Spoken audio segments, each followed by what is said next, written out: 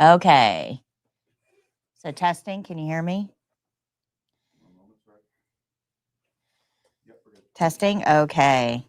Bianca? Sylvia? Yes. This is chapters 2 and 3 on homework. So Right. page 182 and 183. I didn't. I think I have a couple of questions. Okay. 182 and 183. Not normal sign of aging.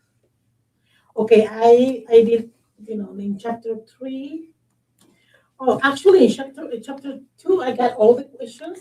Okay, I've been good. looking for that. It was like, but in chapter 3, I don't know if I didn't understood the questions or what.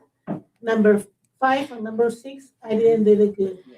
They were mistaken. Okay, so you missed 2? Yes. Okay. All right. So we'll get to your questions in just a minute. Let me finish getting the scores. I know you've got the same ones. All right, Diana, Chelsea. Thank you. Nevaeh, Cynthia. Chapter 2, I got 1 wrong, and chapter 3, I got 2 wrong. Thank you. And Anthony's not here. Okay, so what questions did you have on the homework? For number 5, which of the following is not a normal sign of aging? Okay. I thought incontinent was, but it's not. Right. So read all of the answers, and I'm going to go through each one independently. So what's the... A was hormone level decrease. Okay. So that's the correct answer. We're going to come back to that. What's B? All right. Yeah, which is following is not a normal sign of aging. Okay. So hormonal decrease, very normal. We kind of increase our hormones during puberty and then decrease the hormone production toward the end of life. So it's very, very common. A weakened immune system, very, very common in normal physiology. And the reason for that is because your immune system ages with the rest of the body. So when you're young and everything is brand new, it's going to work just fine. It's going to work at the very top level that it can work because it's brand new. But as that body gets older, everything in it gets older, and the performance of each body system is going to decline naturally, just as part of aging. So a weakened immune system, very normal. What's the next one? Okay, what's D? The thin, dry skin. Okay, so hold on one second. Let me get the book.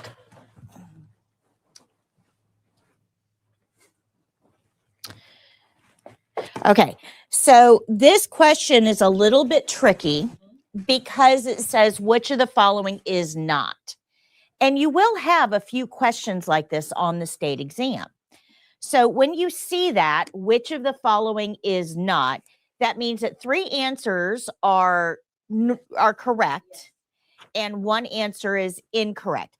So the best way to answer these is to find the 3 that are correct. Okay? And then use process of elimination to find the one that's not. So when you're looking at this, so we know that hormone levels decrease. So that is a normal sign of aging. We know that the immune system, like every other part of the body, is going to decrease. That's a normal sign of aging. And we know that skin gets thinner and drier because we end up with age spots and skin tears, and we have to be really careful with our elderly patients. So we know that's a normal sign of aging. So if we eliminate those, what's left is incontinence. Now, I want to talk about incontinence really quickly because we have a ton of TV commercials that are all based on, incontinence is normal, buy our incontinence products, whatever. So we think that that is considered a normal sign of aging. It actually isn't. Okay. It's common, but it's not common because of aging.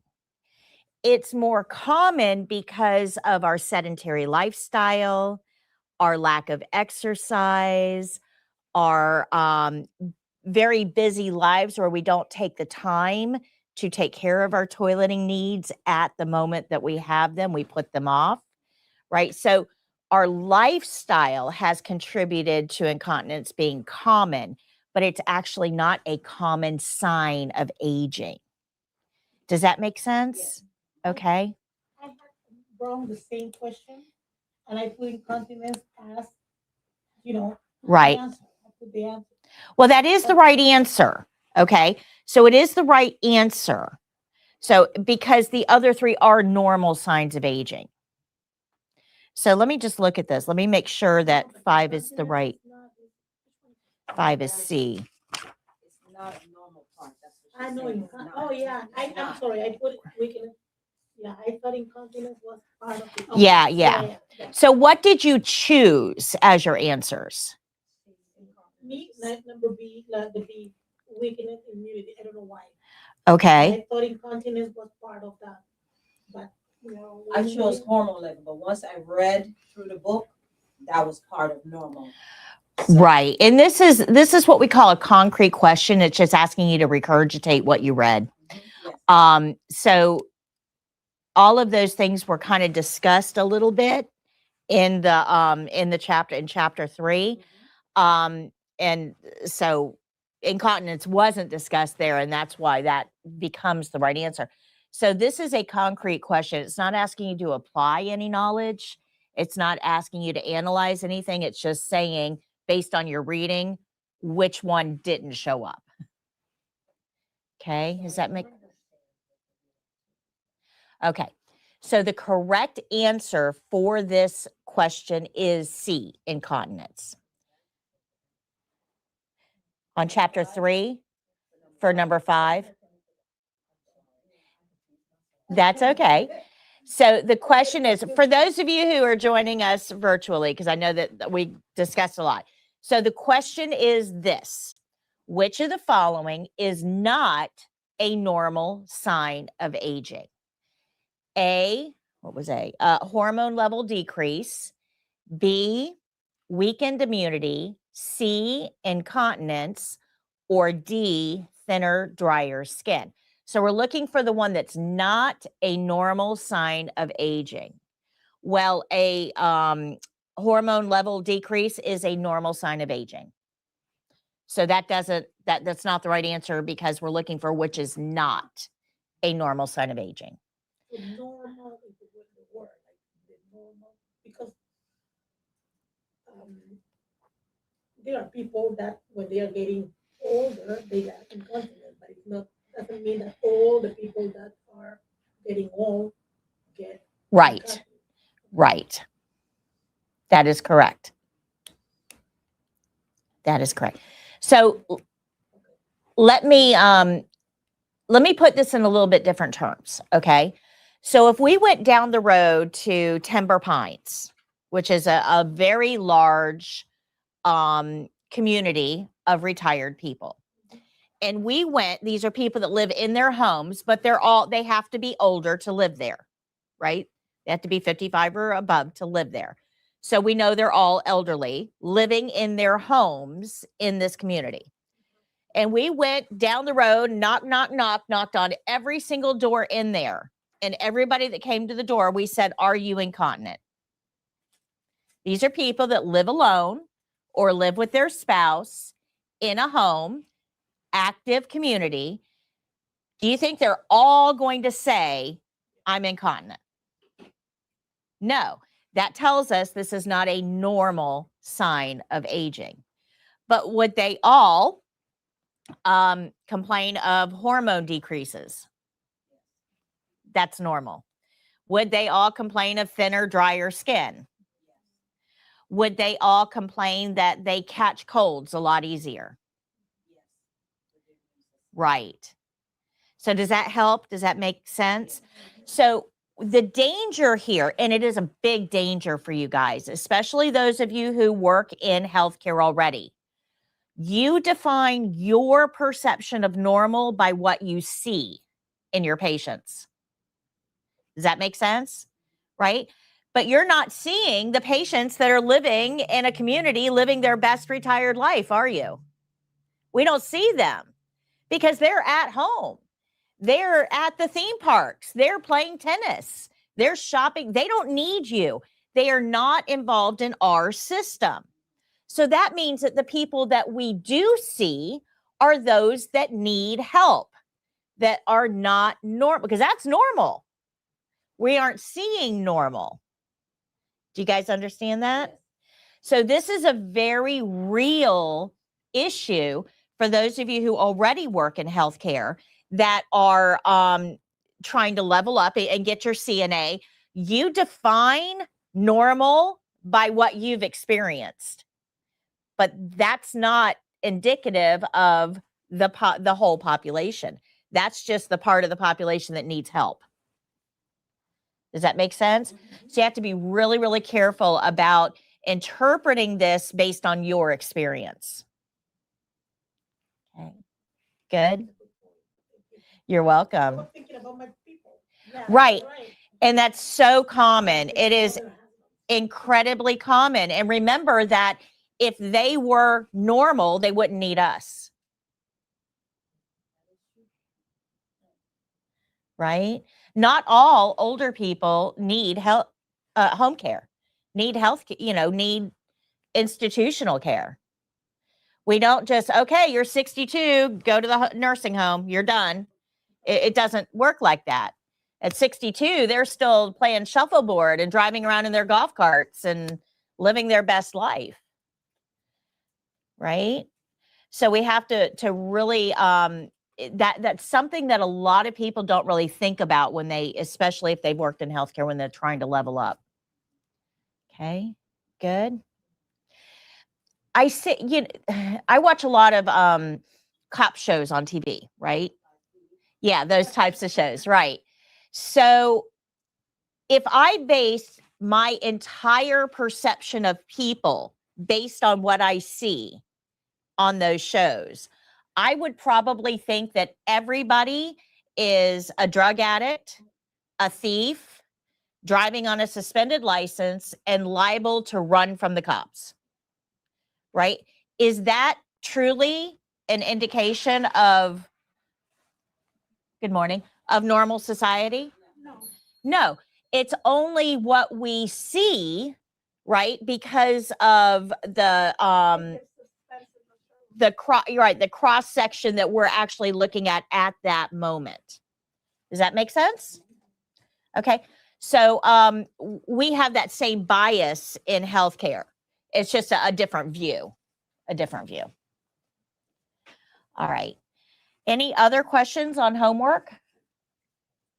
Any other questions on homework? No? Yes.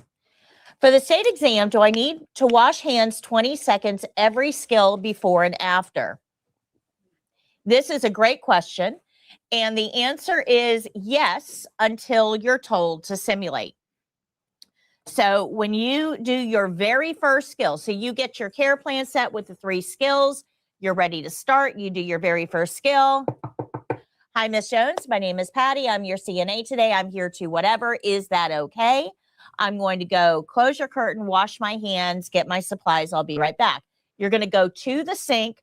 You're going to turn the water on. You're going to wet your hands, get some soap, rub together all surfaces for at least 20 seconds, then move on to your nails, and then rinse, tap, dry, and turn the faucet off with a clean, dry paper towel. Get your supplies, do your skill, and then we're going to do the closing. Thank you very much, Miss Jones. Is there anything else I can get for you while I'm here? Would you like a magazine before I go?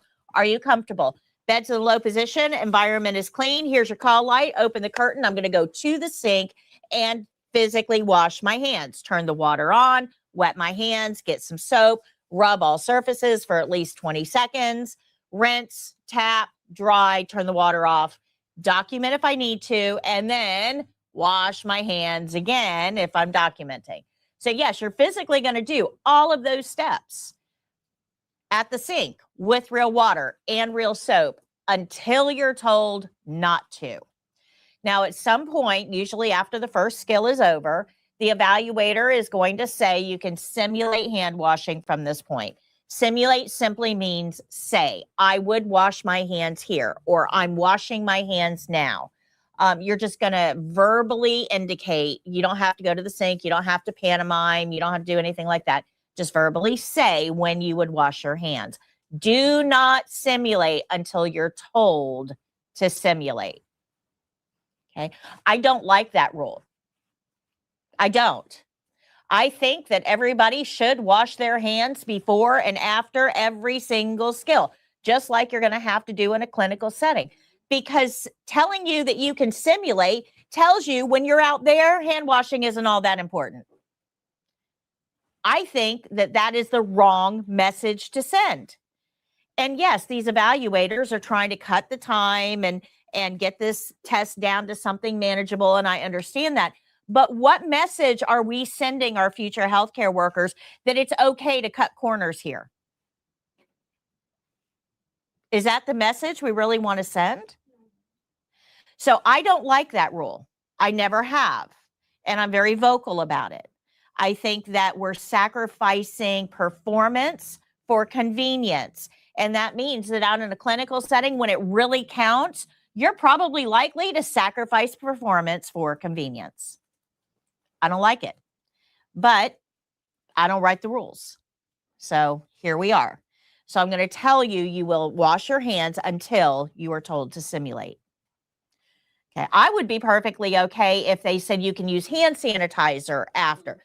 That still, it's hand hygiene. It's you know, you're doing the right things, but they just have us simulate. So yeah, don't get me started on that. All right. So skill rules. How do we know what to do with each patient?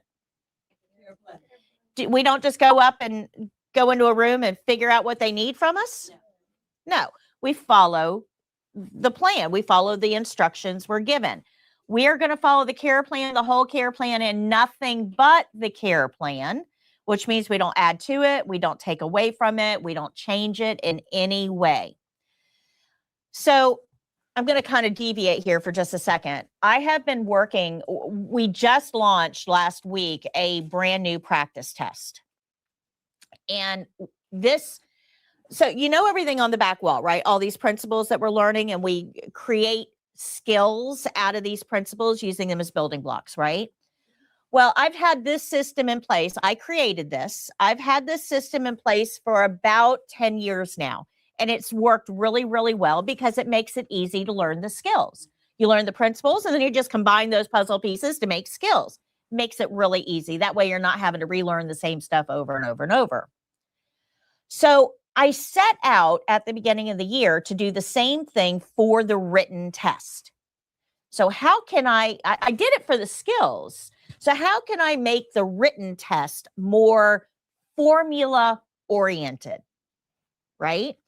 And I actually accomplished it. It took me a long time. I mean, I've been working on this. I've literally been pulling my hair out late nights, 3 o'clock in the morning to try to figure this out. How can I structure this so that I can give you a formula to follow? And it doesn't matter what question I throw at you, you can apply the formula and get the answer right. Doesn't matter what the question is.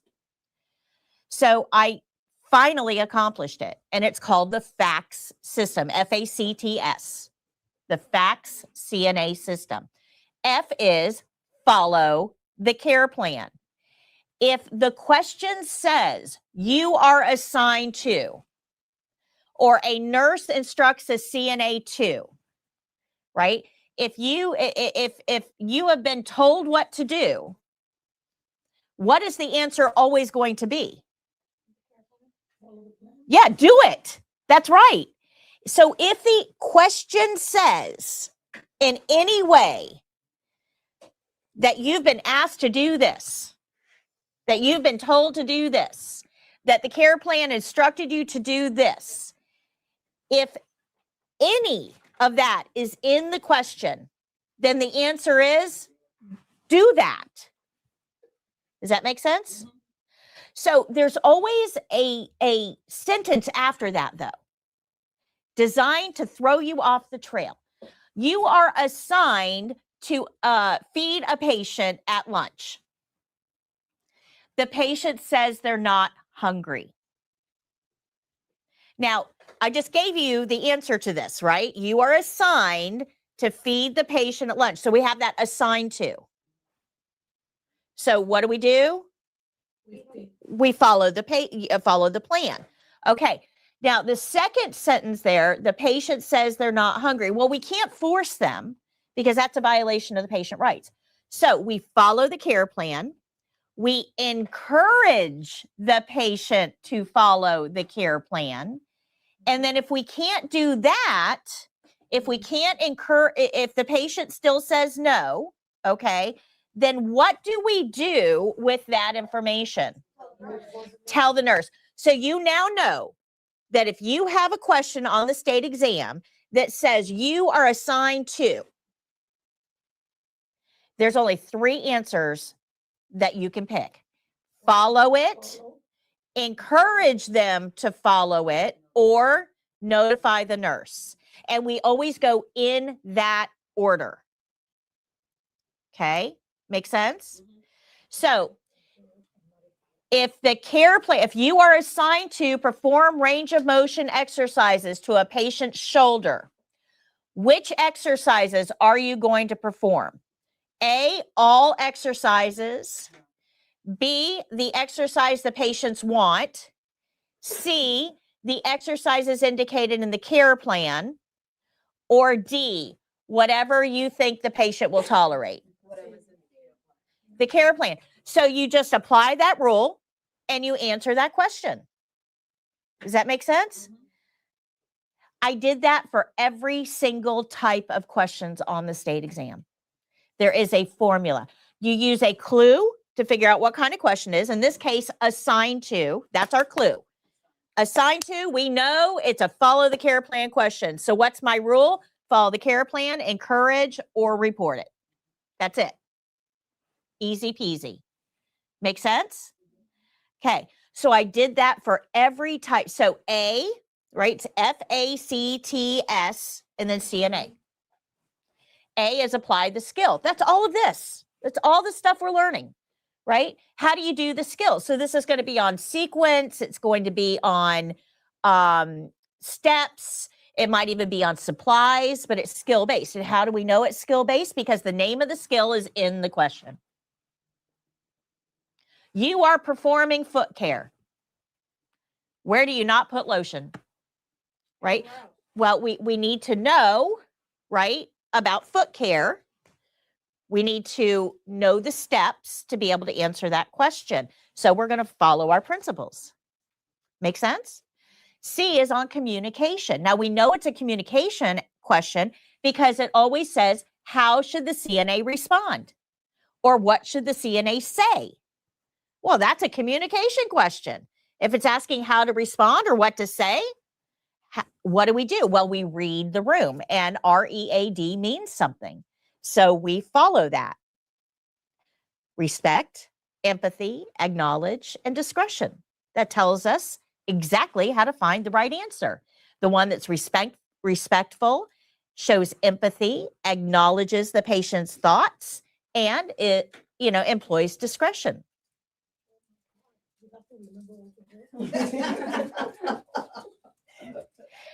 So I'm giving you a formula.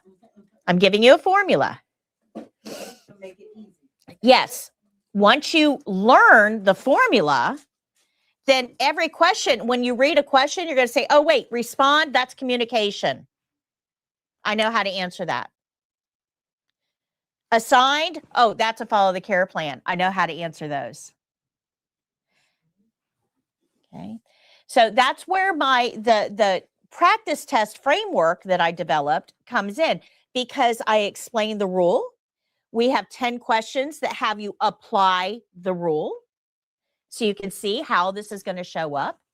And then we go to the next rule, 10 questions, the next rule, 10 questions, the next rule, 10 questions. And then you have 30 questions where you have to tell me which category it is. So you learn how to figure out which type of question it is. And then you have 3 60-second or 60 question practice tests where you get to apply all that. There's well over 300 questions in there, and they all follow this formula. Now, since we were in class on Wednesday, I have written a computer program that's going to allow me to create questions and very rapidly and batch them out and put them on social media. Now, understand these are just the questions and answers, not a lot of instruction, right? So you need to get the practice test to understand the formulas. But these questions will be on my social media channels and allow you to practice them kind of unlimited, because I'm going to be posting 2 or 3 questions a day on my social media. So these are all free questions for you. Free questions. So if you have not subscribed to any of my social media channels, that I haven't been very active on social media. This is, I'm really ramping this up in the next week. So I'm on Facebook for your CNA medical training. I'm on Instagram at For Your CNA. I'm on TikTok now for your CNA. I'm on X, but I don't think I'm going to post on there. And I'm going to be doing YouTube Shorts for this. So if find a channel, but that way you have access to all of these questions as I put them out. Okay. We also have our game show tomorrow morning and at 11 a.m. And the game show will be on A, apply the skills. So we're going to go through 15 apply the skill questions. I'm going to explain how to identify the question, how to eliminate the answers, and you guys are going to compete for prizes if you join. And we give away all kinds of stuff, the card game, t-shirts, badge holders, all kinds of stuff. So you can win real prizes just by participating in practice questions. So we do all of that for you guys. Now, you don't have to take advantage, but you have to go to my YouTube channel for that. That's the only place I do the game show is on YouTube. You will get if you subscribe to us, you will get a text message tomorrow morning with a link that you can just click and go right in. Okay. So we follow the care plan, the whole care plan, and nothing but the care plan. And we make observations while we're following that care plan. And we report those observations to the nurse. You will have some test questions on that. At the beginning of every skill starts the same way with the opening. Every opening starts the same way with a knock. That's right. Once you've entered the room, you're going to greet the patient. You're going to address them by name, and you're going to introduce yourself by name and title. Then we're going to tell them what we're there to do and get permission. Once we get permission, then we can close the curtain, go wash our hands, and get our supplies to begin the skill. You do have to learn your supplies. Okay, good, good. The cardinal rule here is do not touch the patient until your hands are clean. Very important.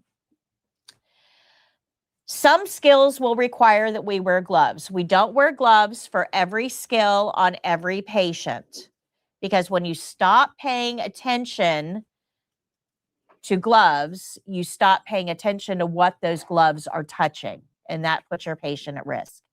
So how do we know when we're going to wear gloves? Well, if we're going to touch body fluids, personal skin, or non-intact skin, then we need some gloves. If we're touching just regular old intact skin, just normal skin, then you don't need gloves. You wash your hands before and you wash your hands after, and that removes any pathogens that you came into contact with, because remember, pathogens don't drill. They can't get past your skin. So wash your hands first so that you're not bringing any pathogens to the patient. Wash your hands after so you're not taking any of the pathogens out of the patient's environment. Gloves are not required. Good. Now, if you do wear gloves, so if we're going to touch body fluids, personal skin, or non-intact skin, and we do wear gloves, the first thing those gloves should touch is the patient, not the supplies, not the environment, the patient. So do all of your prep work before you put your gloves on and start the skill. Good. And then at the end of the skill, we're going to remove our gloves the correct way so that we're not accidentally recontaminating everything in the environment. So pay attention to what those dirty gloves are touching. Okay. And then remove them correctly. Pinch up and then go under. All right. The next skill that we learned was barrier. If we're going to use supplies, we have to have a clean place to put those clean supplies. So we use a barrier for that. And we don't touch supplies until our hands are clean. So we go get the barrier first. We put the barrier on the table, and then we get our supplies and put the supplies on the barrier, because you can't let those supplies touch your uniform. Remember, your uniform is not clean once you start work. So barrier first, and then supplies on the barrier. Questions? Another principle that we learned last week was privacy blanket. We use a privacy blanket anytime the patient is uncovered or undressed. It's not just for privacy. It's also to keep our patient warm in a clinical setting. Because remember, clinical settings are cold environments. You are active, so you aren't going to feel just how cold that environment is. So your perception of temperature and your patient's perception of temperature, two totally different things. So we use a privacy blanket both for privacy, but also to keep our patient warm. Anytime our patient is uncovered or undressed, we're going to use this blanket. Nobody's going to tell you to. Care plan isn't going to tell you to. The nurse isn't going to tell you to. The patient certainly isn't going to tell you to. This is something that we have to know. Okay. So if I am getting ready to do a skill and I realize, hey, I got to take this patient's sheet away, that should automatically trigger in my brain, I need to give them something to cover them. Now, a privacy blanket, here we're using something called a bath blanket or a warming blanket, very common to use in clinical settings, but you don't have to use this particular thing. You could use a bath towel to cover them. You could use a sheet to cover, but we have to have something that covers them. This is my no knobby knees rule. Okay. Good. Good.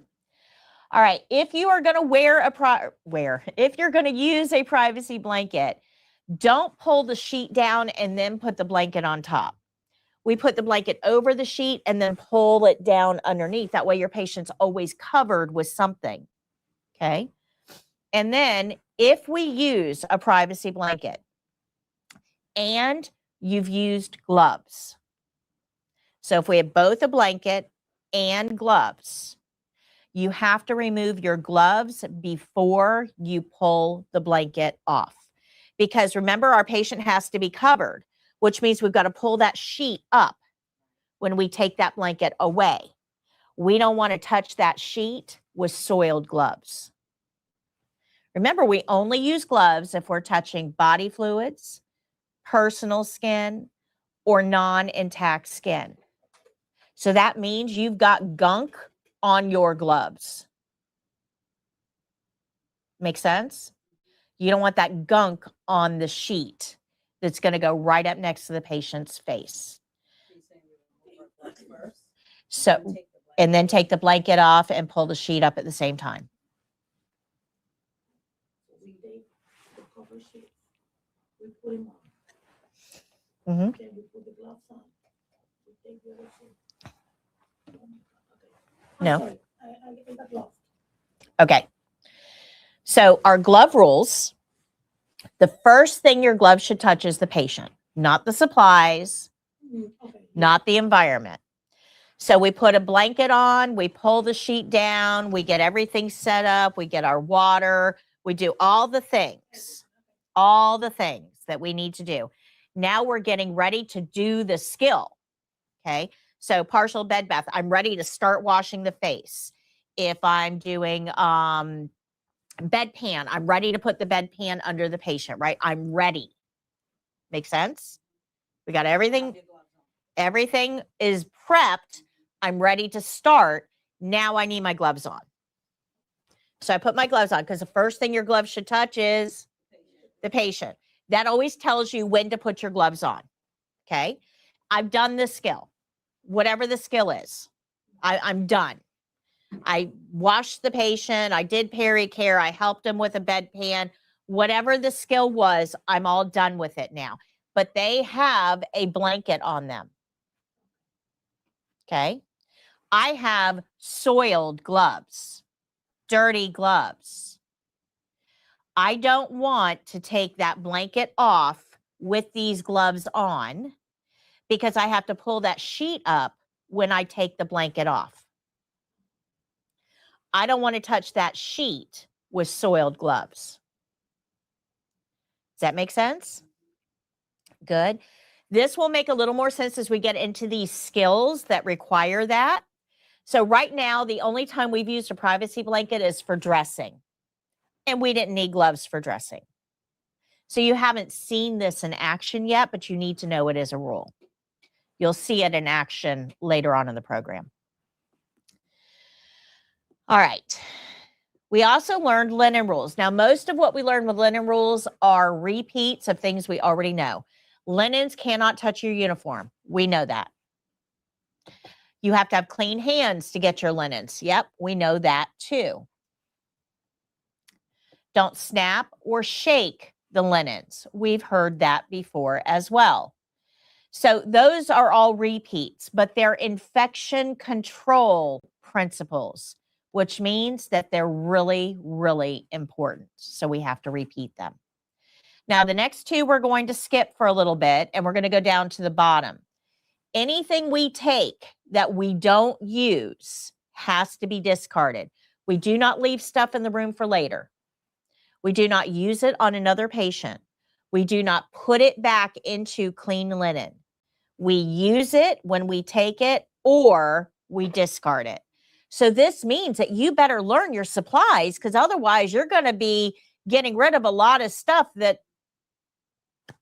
and you're going to run out of supplies in your shift. Does that make sense? So you have to learn your supplies. All right. We're going to come back to this later on today. We also learned our closing. Now, our closing is long. There's a lot of steps for the closing. And it seems like it could get really overwhelming really quick. But this is a activity that I like to do, okay? So we know there's a lot of steps here, and it seems like it takes forever, but let's see just how long it really takes to do the closing. So we're going to wait till that second hand gets on the 12, and I'm going to do my closing, and you're going to time to see how long it takes. Ready? Thank you so much, Miss Jones. Is there anything else I can get for you while I'm here? Are you comfortable? Would you like a magazine before I go? Your bed is in the low position. Your environment is clean. Here's your call light. I'm going to open the curtain and go wash my hands. If I need to document, I'll document and then wash my hands again. 25 seconds. And I went slow. The opening is not as bad as you think it is, but there's a lot of steps to it. So you need to put this in an order that you'll remember. Okay. For me, when I was first putting this together, I use comfort, curtain, call light, clean environment. If you just use that, are they comfortable? Offer a magazine. Open the curtain, give them their call light, and make sure the environment, take one last look, make sure the environment is clean, the bed is in the low position, everything is good. If you just use that, you'll get most of the closing. Good? Good. All right. So we're going to ensure that they're in a clean environment. We're going to make sure the bed is in the low position. Ask them if they're comfortable. We're going to offer a magazine or something for them. We're going to make sure they're covered. This, you don't have to physically say it's an eyeball thing. Make sure they're covered. Clothing is fine. Sheet is fine, but I should not ever see their knobby knees. That's right. That's right. We're going to open the curtain. You're going to give them the call light. The order for all of this does not matter. That curtain is dirty, but so is the call light. We don't care. The order doesn't matter here. What does matter is once you get all of that done, you got to clean that patient's cooties off. Go to the sink and wash your hands. Now, if you do your closing and you go to the sink and you wash your hands and you come back and you realize you didn't give them the call light, don't think that that evaluator didn't notice that. They did. They did. You've got to address that. So give them their call light. But now you've cootied back up. So what do you need to do? Go wash your hands again. That's right. It's not about remembering the steps. It's understanding that anything you pick up in this patient's environment, you're going to take out of the patient's environment. That's what they're looking at there. Okay. So if you forget something, that's fine. Do it. And then go wash your hands again. And then once you've done that, once you've washed your hands, then we can document if we need to. Don't document before you wash your hands because that pen goes home with you at the end of the day. It goes into your pocket and goes room to room. So you should only touch the pen with clean hands. Good? All right. And then once you've documented, we're going to wash our hands again because our rule here is to end skill with clean hands. Questions? Be nice to your patients. I can't overstate that. Be nice to your patients. If you were the patient laying there, how would you want to be treated? Be nice.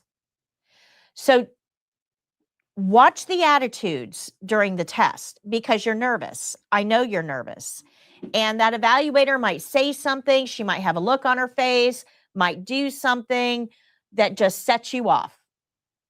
It's possible because emotions are running high on testing day. But understand that they're not just testing you on the steps that you're actually doing. They're testing you on how you're making that patient feel while you're doing the steps. It's all about the patient. It is not about you. So if you start to catch yourself with a little attitude going, get rid of the attitude. Make sure that you recenter and understand who this is all about. And in a clinical setting, when this is for real and you're really working, you are going to have all kinds of attitudes. Patients are going to give you attitudes. Well, why would a patient give you an attitude? You're just there to help. Well, let's think about that for a second, this patient, right? And we kind of talked a little bit about this today. I want you guys to all think about your retirement. Think about what you want to do when you retire. Did anybody come up with go to a nursing home? Yeah. No, when you think about retirement, you're thinking about, I'm finally going to have time for me. I don't have to work. Kids are out of the house. This is now me time. I can travel. I can go to the beach. I can scrapbook. I can do whatever it is that you want to do. Whatever your hobbies are, you are thinking, I'm now going to have time for that. Now, the problem is that we work all of our lives to get to retirement. And then usually in retirement, our health starts to fade. So we have this ideal in our head that we have built for 40 years. What we think retirement is going to be for us. And the reality is, once we get there, our health fails. And now we're put into an institution that we didn't get to pick. We fell, we broke our hip, we went to the hospital, and they said, you can't go home. You have to go to this place, and they picked the place for you. So now you're stuck in this place, and you can't do anything for yourself. What do you think their attitudes are going to be like? Oh, they are grieving. They're grieving their loss of independence. They're grieving their loss of health. They're grieving the death of their ideals. This is a big deal. To you, it's just another admission. To them, this is life altering. So we have to understand that every patient that we work with is going to be suffering a loss of some kind. When you have a loss, you grieve. Stages of grief are anger, depression, bargaining, right? So if you expect your patients to be all sunshine and rainbows, that is not what we're going to get. So you are going to have attitude from your patients.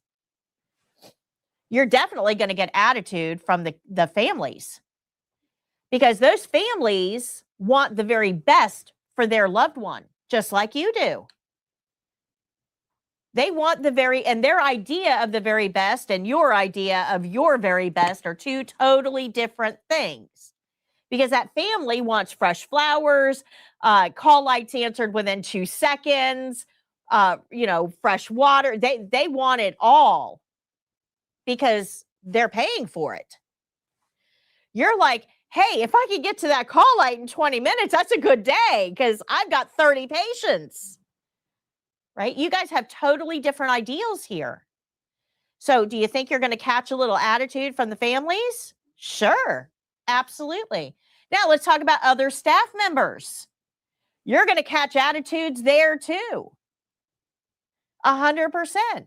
You are not going to get along with everybody you work with. You're just not.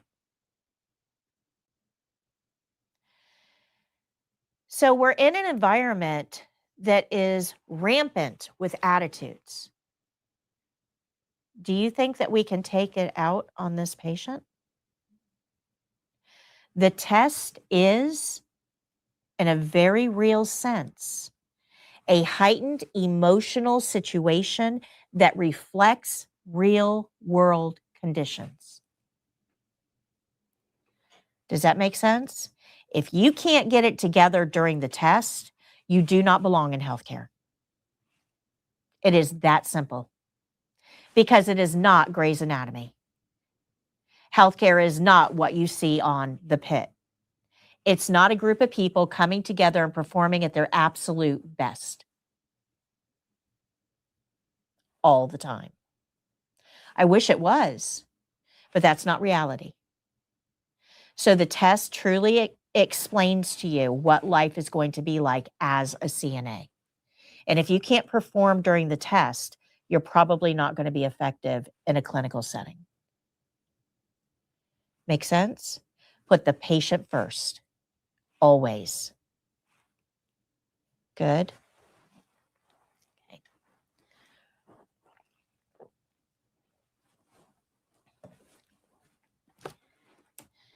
I saw something on, this one just really aggravated me.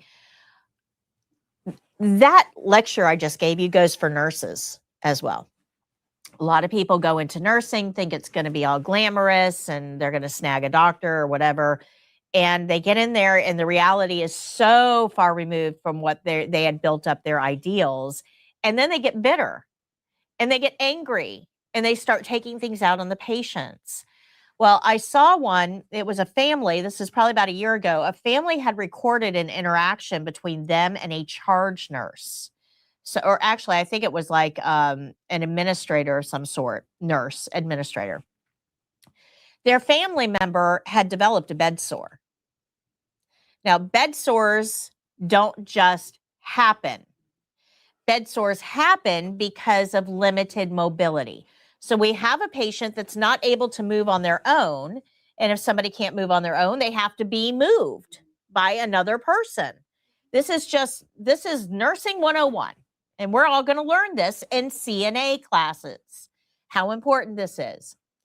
Well, the patient had been in the hospital for over a day, had developed a bed sore, and the family was upset over it. That's very, very reasonable. Okay, very reasonable. The administrator, it was like an assistant DON, or it was a nurse, and said bed sores do not occur in one day. She must have come in with it. No. And all they did was escalate this. Well, at one point, the administrator threatened to throw the family out of the hospital.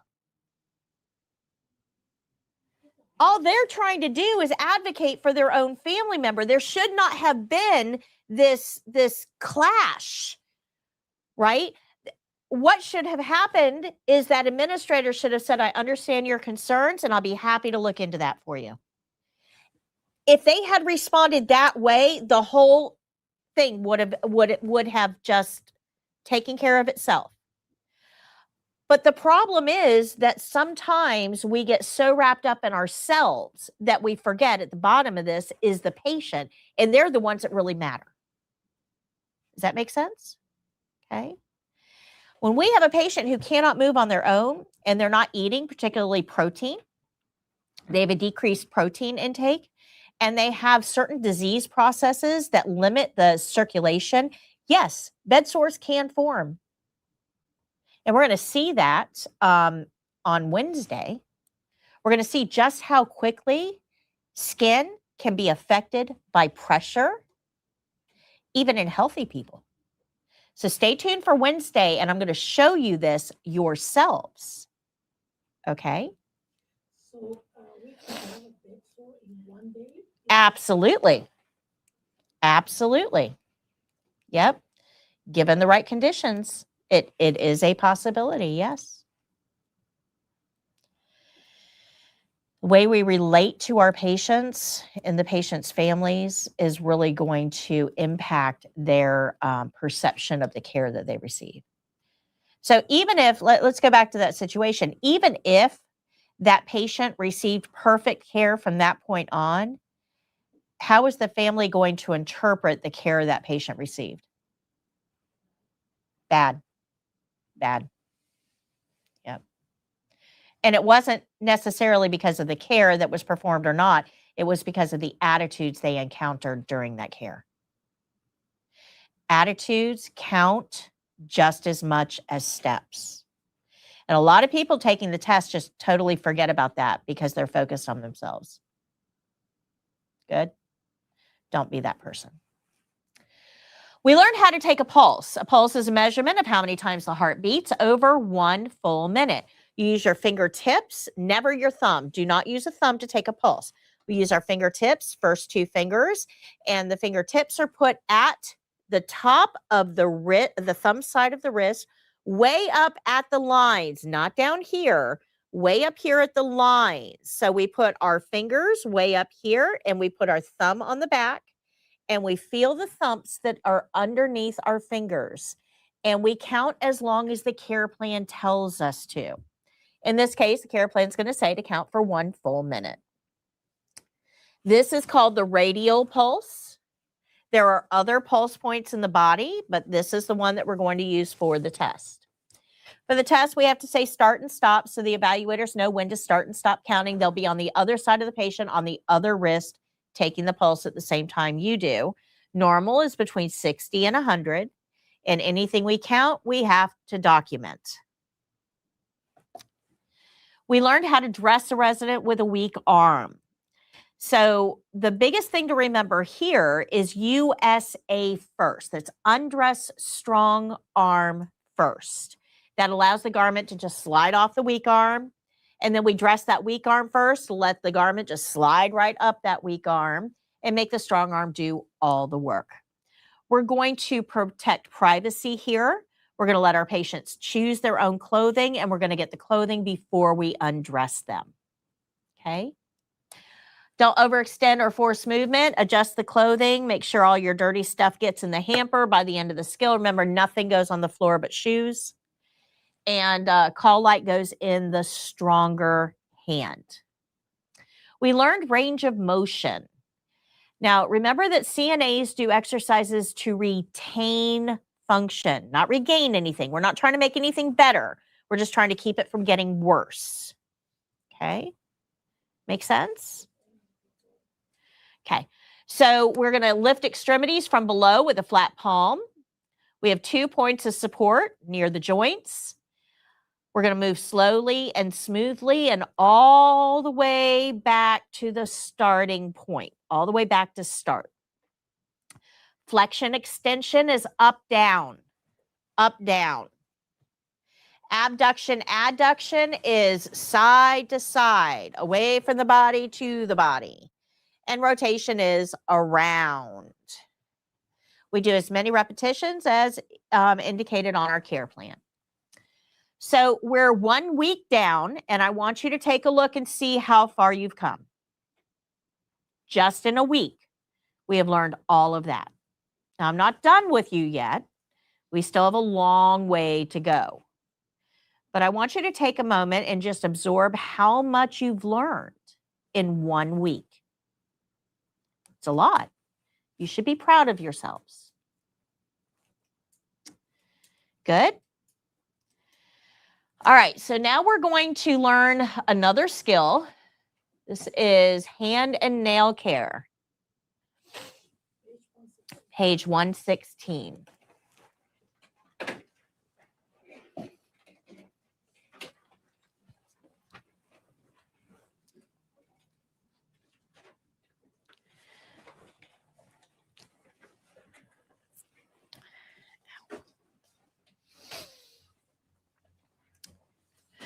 So when you're looking at page 116, we're always in this book. This is the book the spiral book. When you're looking at page 116, you see all of the principles down the side. They're all going to be spelled out for us here. So skill rules is here, opening is here, glove rules is here, barrier is here, and so on. So you can see what all of these principles actually mean here. This is our skill-specific steps. This is our short form of the skill. Once you've done it once or twice, this is all you need. But the first time, you need step-by-step directions, which you'll see on page 117 in a minute. Down here, I've got a video on this. Down here is our skill-specific information. Somebody with your level of experience, which is none, should be able to do this in 11 minutes or less. This is going to be done on another live testing student. That person will be positioned in a chair at the beginning of the skill, and charting is not required for this. So 11 minutes. Let's go to page 117. You can see your step-by-step instructions listed here and all of the supplies. Now, this is a lot of supplies for this skill, guys. A lot of supplies. You have to learn this. Flashcards are your friend for supplies. We have step-by-step instructions here.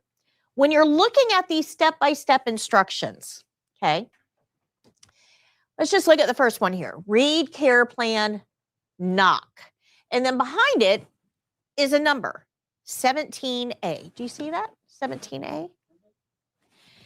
Now, if you've looked at these skills, you probably wondered, what is that number? Why are there numbers for, I mean, there's like numbers all through this. What are those numbers? Well,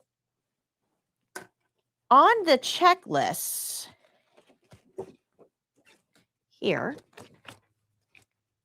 okay, remember these checklists that we learned about in the first day? Remember this? Okay, this is our checklist for hand and nail care. This says 17A. So here we would look at 17, and the first bullet point there says announce self or knock before entering room. So this coordinates with this exactly. And I'm actually showing you, I'm proving, I brought receipts. I'm proving this step has to be done because it's right here on the checklist. Make sense? Good. So when you're practicing, if you miss a step, you'll be able to see exactly what step it was and where it is on the checklist. Now, there's nothing in here that doesn't have a number. That tells you that every one of these steps is graded. There's nothing extra here. Okay, good.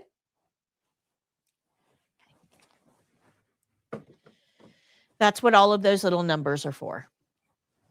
Our supplies are at the bottom. And then let's look at the care plan. Oh, yeah, flashcards. If you're not making your own flashcards, our flashcards do have supplies. So for this particular skill, hand and nail care, these are the supplies that you need: a barrier, a bath basin, soap, lotion, orange stick, emery ward, 2 washcloths, and a towel. So our flashcards will help you with that. For you guys, they're $14.99 online. Right now, I've got them on sale. They're normally $29.99, but if you go on, for those of you attending virtually, right now I've got them on sale for $19.99. That will end probably later this week. So if you need flashcards, go get them now before they go back up. Okay, so let's look at this care plan, right? This is on the top page, 117 of your book, but let's look at it here. It says provide hand and nail care to one hand. How many hands are we washing? What if the patient has 2? We only do 1. Why? Because that's what the care plan says. We don't care why. We don't care. Our care plan gave us an instruction. We're going to do that instruction. 1 hand. Now, in most cases, most people have 2, and you will wash 2, and you can do them both at the same time.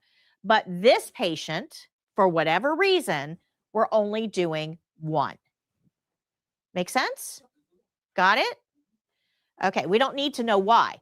Now, remember, if you go back to page 116, at the bottom of the page, how long are they giving us to wash 1 hand? 11 minutes to do hand and nail care on 1 hand. That's an insane amount of time. That's like way more time than you actually need. What are we doing here? Well, we're going to soak a hand. We're going to wash a hand. We're going to rinse a hand. We're going to dry a hand. We're going to file the rough edges with an emery board. We're going to clean under the nails, and we're going to put some lotion on that hand. And we have 11 minutes to get all of that done. It might maybe take you 4 or 5. Don't rush. This is one skill where they really overinflate how much time you need. There are some that are a little bit closer to realistic, but this is one that it's just way more time than you actually need. Don't rush. It says the patient is sitting in a chair at the bedside and can move as directed. So we can ask them to do what we want them to do. Put your hand in the basin. Take your hand out of the basin. They can do what we need them to do. It says they can move as directed. Now, let's talk about why we're doing hand and nail care. CNAs, sorry, my allergies are like all over the place today. CNAs do not cut nails. That's okay. Can we help you? I have a return package for you guys. Jake? Stay out here. You have to sign for it. I'm sorry. Okay. CNAs do not cut nails. We don't use nail clippers for anything. That's not what we do. So how do we keep our patients' nails manageable if we can't use nail clippers? Well, we do hand and nail care, and we file the nails on a regular basis, usually about once a week. If we file the nails on a regular basis, they never get so long that we have to clip them. So this is preventative maintenance. So hand and nail care will be assigned on a specific schedule. Usually it's once a week. And that's because as we age, our nails grow slower, way slower. Okay? Make sense? So once a week is usually perfectly okay. We also want to clean under the nails to remove any debris that might be there, especially when we have patients that can't really stand at the sink for a long time and scrub their hands really, really well. You know, they're not doing a great job on hand washing. So soaking the hand, washing the hand, rinsing the hand, and drying the hand, and then cleaning under the nails just to get, you know, the cleanest nails that we can. Does that make sense? Now, me, you probably wouldn't have to do hand and nail care on me because I wash my hands about 36 times a day. I just started videotaping meal preparation. I have a meal kit service that I use, so I'm doing promotional videos for those. And I know I wash my hands a lot, but it's not until I actually started videoing myself doing this that I'm like, oh my gosh, I must have washed my hands 16 times, because you're handling meat and then you're handling vegetables. And, so I'm like constantly washing. You don't realize. So if you're not cooking, if you're not doing a lot of daily activities, you're probably not washing your hands very often. And think about our patients in the facility. They're not washing their hands very often. So hand and nail care becomes a very important component of their care. Does that make sense? Good.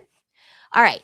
So in order to do this, if we look at this listing of all the skills, right? We know the skill rules, we know the opening, we know glove rules, we know barrier rules, we know linen rules, and we know the closing.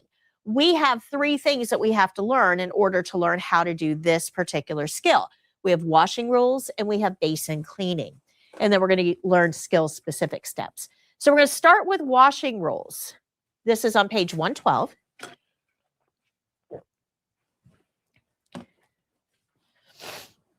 This set of rules is going to be used in 5 skills. Now remember, we're going to learn 20 in this class. So 5 of those, or a quarter of the skills, are washing rules skills. So we're going to learn this once and see it again and again and again and again. Good? All right. So in order to understand washing rules, I've got notes for you on page 113. We have to discuss a little bit about bathing. And you do this really without thinking, so I kind of have to bring it to your attention because we don't think really about bathing. We turn the water on in the shower, we test it, it's fine, we jump in, we get wet, we apply soap, we rinse off, we shampoo our hair, right? We do all the steps and we really don't think about it at all. Your brain is doing other things. So we kind of, if we're going to be washing someone else, we kind of have to think about those steps now because we're not on autopilot. So that's what this lecture is about, is reminding you what the steps actually are. So when we are bathing something, right, we get it wet, we apply soap, and then we have to rinse that soap off, which means that we need a clean water source. Now, when you're in the shower, this is easy because the shower is a clean water source. But the problem is that we're not in a shower. We're at the bedside. So that means we need a clean water source at the bedside. So we don't put soap in the basin because if we have a basin of water we brought to the bedside, there's our clean water source. But if we put soap in it, in the water, we have nothing to rinse with. Make sense? Good? Okay. So when we think about how we bathe, right, whatever we wash, we rinse. And whatever we rinse, we dry. So when we have a basin of water and we know we have to rinse, we can't get that water soapy and expect it to rinse. So our rule here is that we don't add soap to the basin. We add soap to the wet washcloth. And that keeps our water clean for rinsing. Good? Make sense? If you didn't know this, you'd probably squirt some water into the basin and suds it up like you do for dishes or like you do for a bath. But the problem is that when we do that, there's no rinsing water available.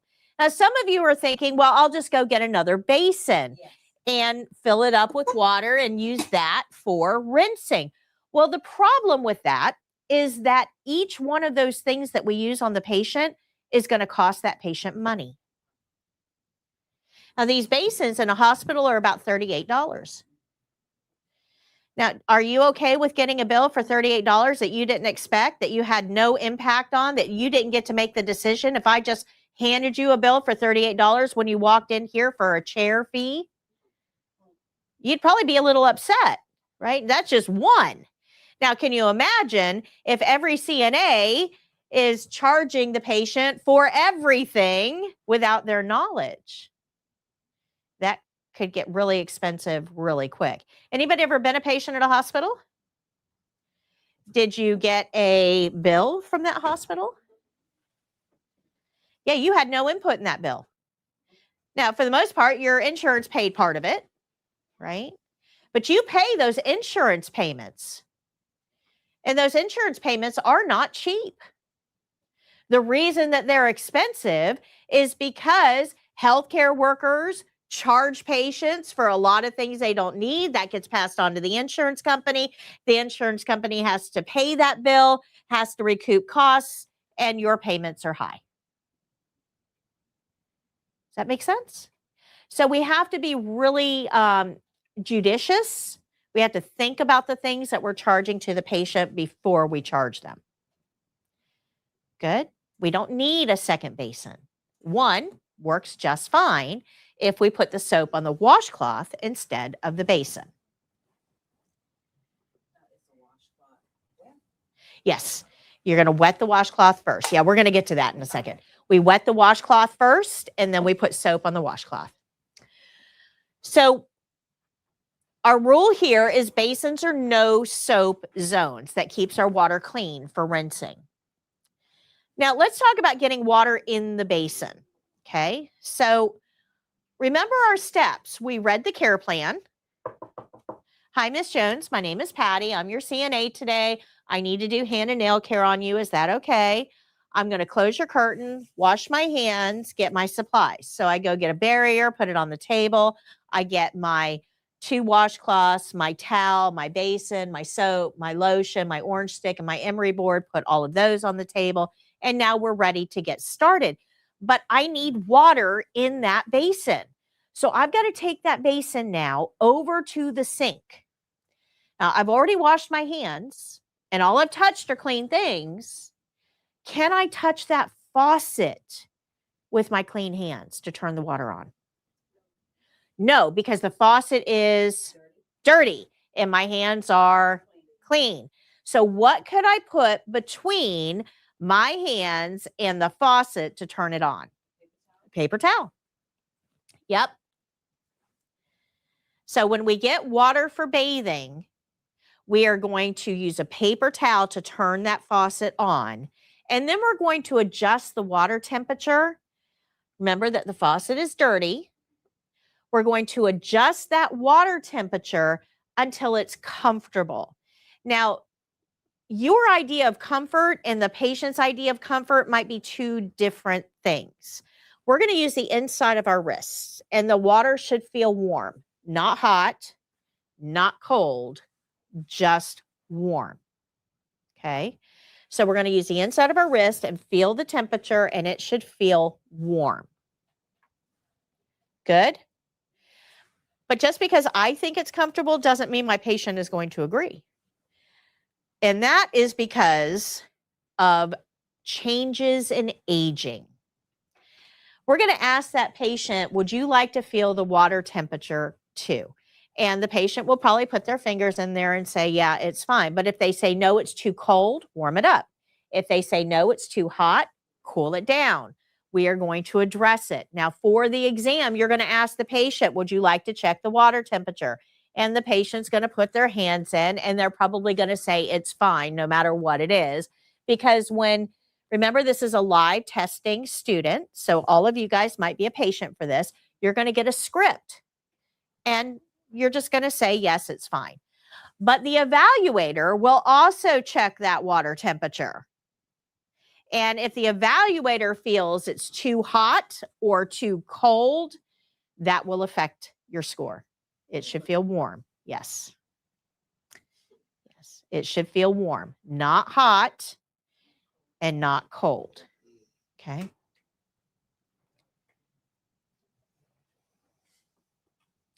So let's talk about the changes of aging and why this matters. When we're young, we have layers to our skin. We've got a skin layer, you've got a fat layer, you've got a muscle layer, and all of them are nice and plump. They're good thickness, okay? They insulate. But as we age, these layers degrade, they shrink. And by the time we get into elderly age, our layers look like this. And you can actually see this. So if you look at the back of your hands, they just look like your hands, right? But if you've ever looked at the back of an old person's hands, they look like this. So how do we go from your hands to this? And yes, you will look like this one day. You will. And it's all because these layers have shrunk down. Now we can see those veins very ropey under the skin. It looks, I mean, if you look, it kind of looks like skin over bone. There's not much in between, but these blood vessels, now yours doesn't look like that. So what happens here? Well, it's all because of aging. Okay. These layers shrink down. And the one that we're most concerned about is this one, the layer of fat. Now, that layer of fat does something very, very important in your body. And to understand this, we kind of have to think about physiology, how our bodies work, okay? Anybody know what normal body temperature is? Normal body temperature? Yeah, 98.6 is normal. It's actually kind of a range, 97.6 to 99.6, but this is all considered normal. Good? Okay. There is a physics principle that says room temperature always wins. Room temperature always wins. And I'll prove that to you. Let's say that I put a pie in the oven. We cook it at 325 for an hour. I take that pie out of the oven, and that pie is 325 degrees. It's hot. I have to use pot holders. It's hot. I throw it on the top of the stove, and I'm going to let it cool. I'm not putting a fan on it. I'm not putting it in the refrigerator. I'm just putting it on the top of the stove. And after a couple of hours, that pie will become room temperature. Okay, whatever the room temperature is, 72, 75, whatever the temperature is, that pie will equal out to that temperature. Make sense? Now, pie goes well with ice cream. So I'm going to get into the freezer. I'm going to get a thing of ice cream out, and that ice cream is probably about 0 degrees Fahrenheit, and I'm going to put the ice cream on the counter. And if I leave it on the counter, does it stay 0 degrees? No, it warms up to room temperature. Room temperature always wins. This pen is the same temperature as the room. This bed is the same temperature as the room. This mannequin is the same temperature as the room, which right now is probably about 73 degrees. Good? Make sense? So room temperature always wins. Well, that's a problem because humans are not room temperature.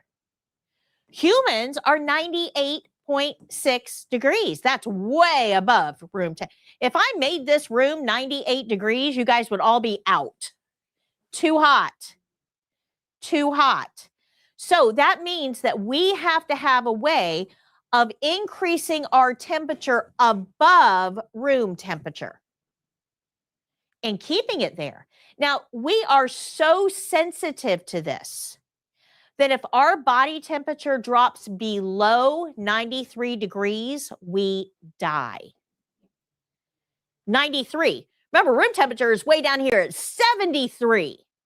So if we drop below 93, we die. So our body has to keep us way up here. We have to overcome that room temperature thing. This is an active process. This is actually why you eat. You eat to burn calories. We create heat with that.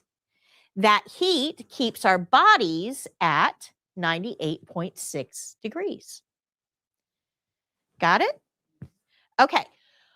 When we're young and we have this layer of fat, it acts as a wetsuit.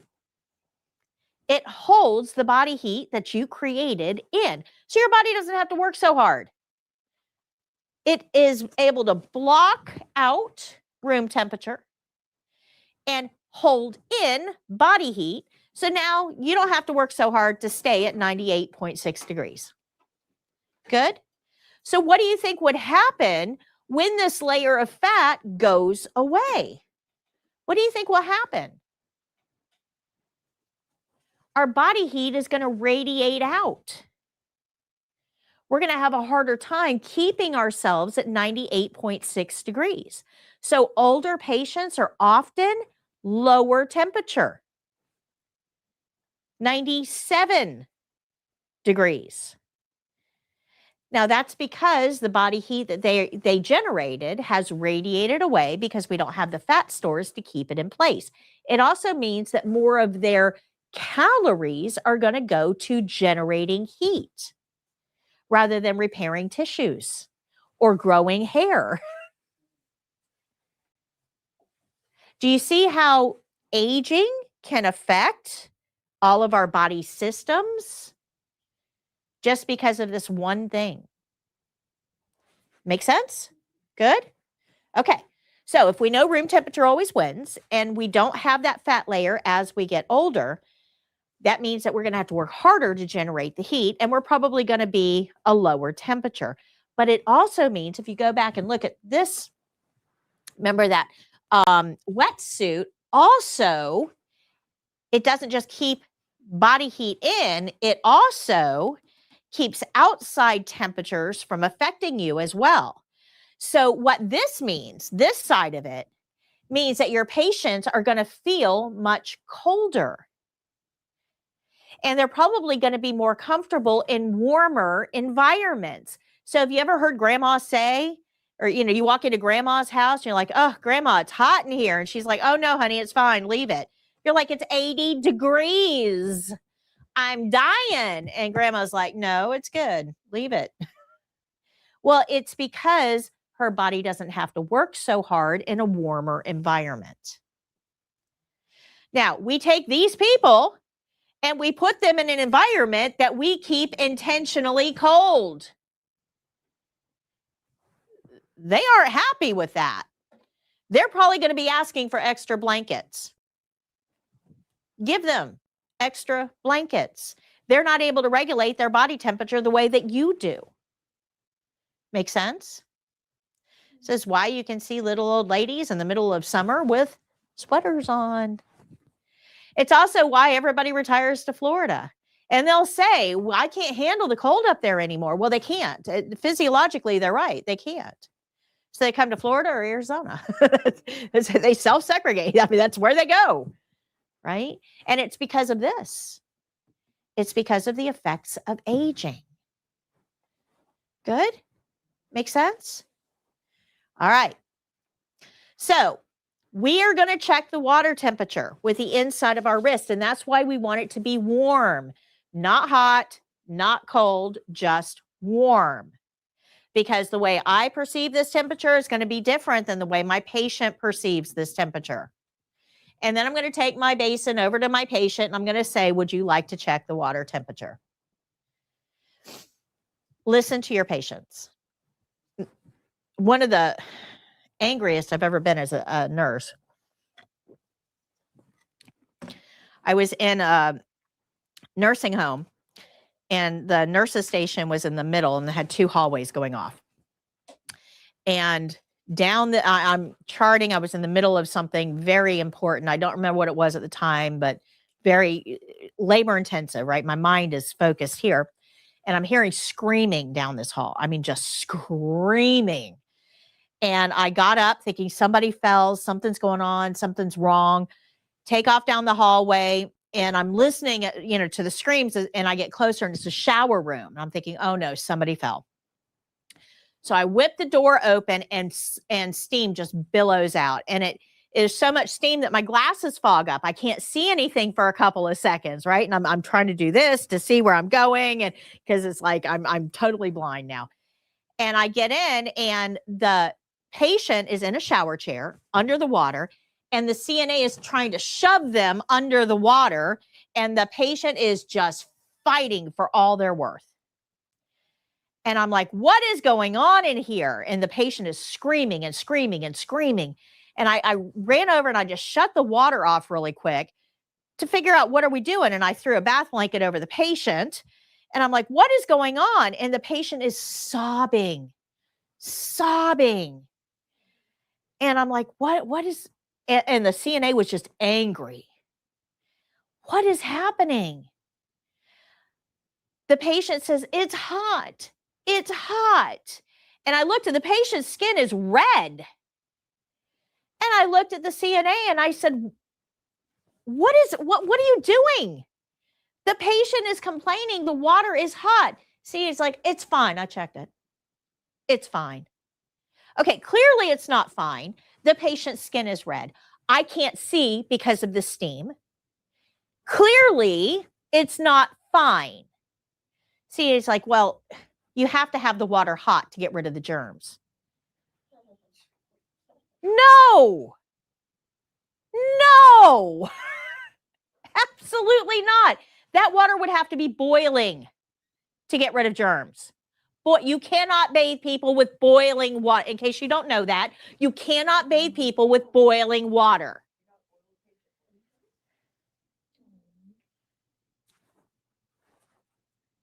You didn't listen to the patient? Help isn't help if it doesn't help. And this CNA clearly wasn't helping the patient with anything. Awful. Awful. Don't do that. The patient has the right to determine the water temperature. And every one of you has a different preference. I like hot showers. I like feeling that burn. I like hot showers. Had that been me that was being bathed, I probably would have been fine with it. Okay. But my husband likes cool showers. He likes cool showers because he's out working outside all day. He's in the heat all day. He doesn't like the heat. He likes cool shower. We have two totally different preferences. Which one's right? Both, because it's a personal preference. You guys all have personal preferences. Do not assume that the way that you like your water is the way that everybody likes theirs. Help isn't help if it doesn't help. Good? So we're going to ask our patient to check the water. Now, whatever we wash, we rinse, and whatever we rinse, we dry. You will forget one of these steps. You will. You will. When you're bathing yourself, you're on autopilot. You would never in a million years jump out of the shower with shampoo in your hair and soap on your skin. It wouldn't even dawn on you. Would always rinse off first because that's your pattern. That's your routine and you're on autopilot. But when you are working with other people, you will forget one of these steps. You just will. So I want you to remember when you're, especially when you're taking the test, whatever I wash, I rinse. Now I know my next step. Whatever I rinse, I dry. Now I know the next step. Good. It sounds very simple. It sounds very first grade, but this has saved a ton of students on the test. Whatever I wash, I rinse. Whatever I rinse, I dry, because you'll lose track of your steps if you don't do that. This is what soap looks like on the skin under magnification. It dries out the skin. It causes a film that gets very itchy, and it can cause your patients distress. So rinsing is more important than you think it is. There's actually a health risk if you don't rinse. Okay, so we've got this water in a basin. We're going to wash, we're going to rinse, and we're going to dry. If that water gets cold, address it, because we're only starting out with warm water. If we take a long time doing this, that water is going to get cold. Address it. If you get the water soapy, you can't rinse with it, address it. Okay? So we're going to change that water if it gets cold or soapy. Now, the whole reason that we have a barrier on the table is to prevent any water from getting on that surface. It does a great job. And for this skill, we're actually at the table with our barrier. We're fine. But let's say that we were working with a patient in bed, not for the test, but in real life. What if we're working with the patient in bed?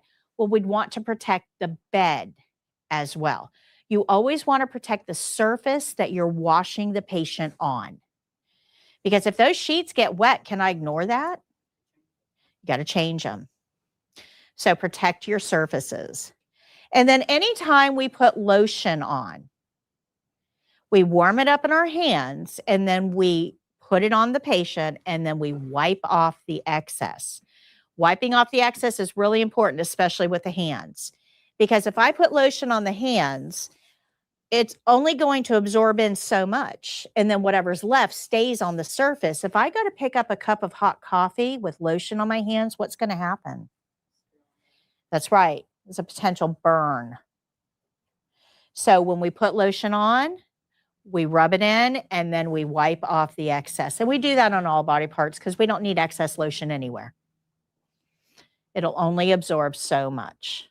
Good? Questions on washing skills? We're going to see this again and again and again and again and again. Now, the next one that we have to learn is basin cleaning. And this seems really complex. Basin cleaning, when you look at this, you're going to go, oh my gosh, there's so many steps here. And look how many skills we have to clean something for. Like half of our skills are going to require some sort of cleaning. But I'm going to tell you this is not nearly as complex as you think it is. Okay? Not nearly as complex as you think it is.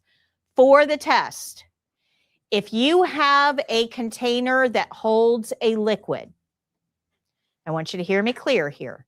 If you have a container that holds any liquid, you rinse it, you dry it, and you put it away. Nope, we don't throw it away. Because if we throw it away, then we have to charge the patient for a brand new one. We rinse it, we dry it, and we put it away. That is what we're graded on. Rinsing, drying, and putting away. Doesn't sound too complex, right? How we rinse it, dry it, and put it away can be a little more complex. Yeah, so we're going to talk about that. But remember, what we're graded on is rinsing, drying, and putting away. But I need to explain to you the right way to do it. Okay, good. Your notes are on page 91. All right, so when we're cleaning basins, right, we have a basin with a liquid in it. Now, this liquid could be water from bathing. It could be saliva from mouth care. It could be urine from the drainage bag or the bedpan. It's liquid. It's some sort of liquid. Where are we going to put that liquid? Well, this is actually pretty easy. You put it where it normally goes. If it's bathing water, you put that in the sink. If it's body waste, you put that in the toilet. Put it where it normally goes. Good? Good? Sink. Where do you brush your teeth? Sink. Yeah. So put it where it normally goes. Okay? Good? All right. Now that we have disposed of our liquid, we have to rinse our basin. And it doesn't matter what basin it is. Could be a bath basin like this. Could be an emesis basin for mouth care. It could be a bedpan. It doesn't matter what the basin is, we rinse it. But where you put the rinse water is where you put the liquid. So if we're rinsing a bedpan and we dump the urine in the toilet, where does the rinse water go? In the toilet. If we're rinsing a bath basin and we dump the bath water in the sink, where does the rinse water go? In the sink. So you dump it where it normally goes, you rinse it, and you put the rinse water where you put the fluid. Good? Questions so far?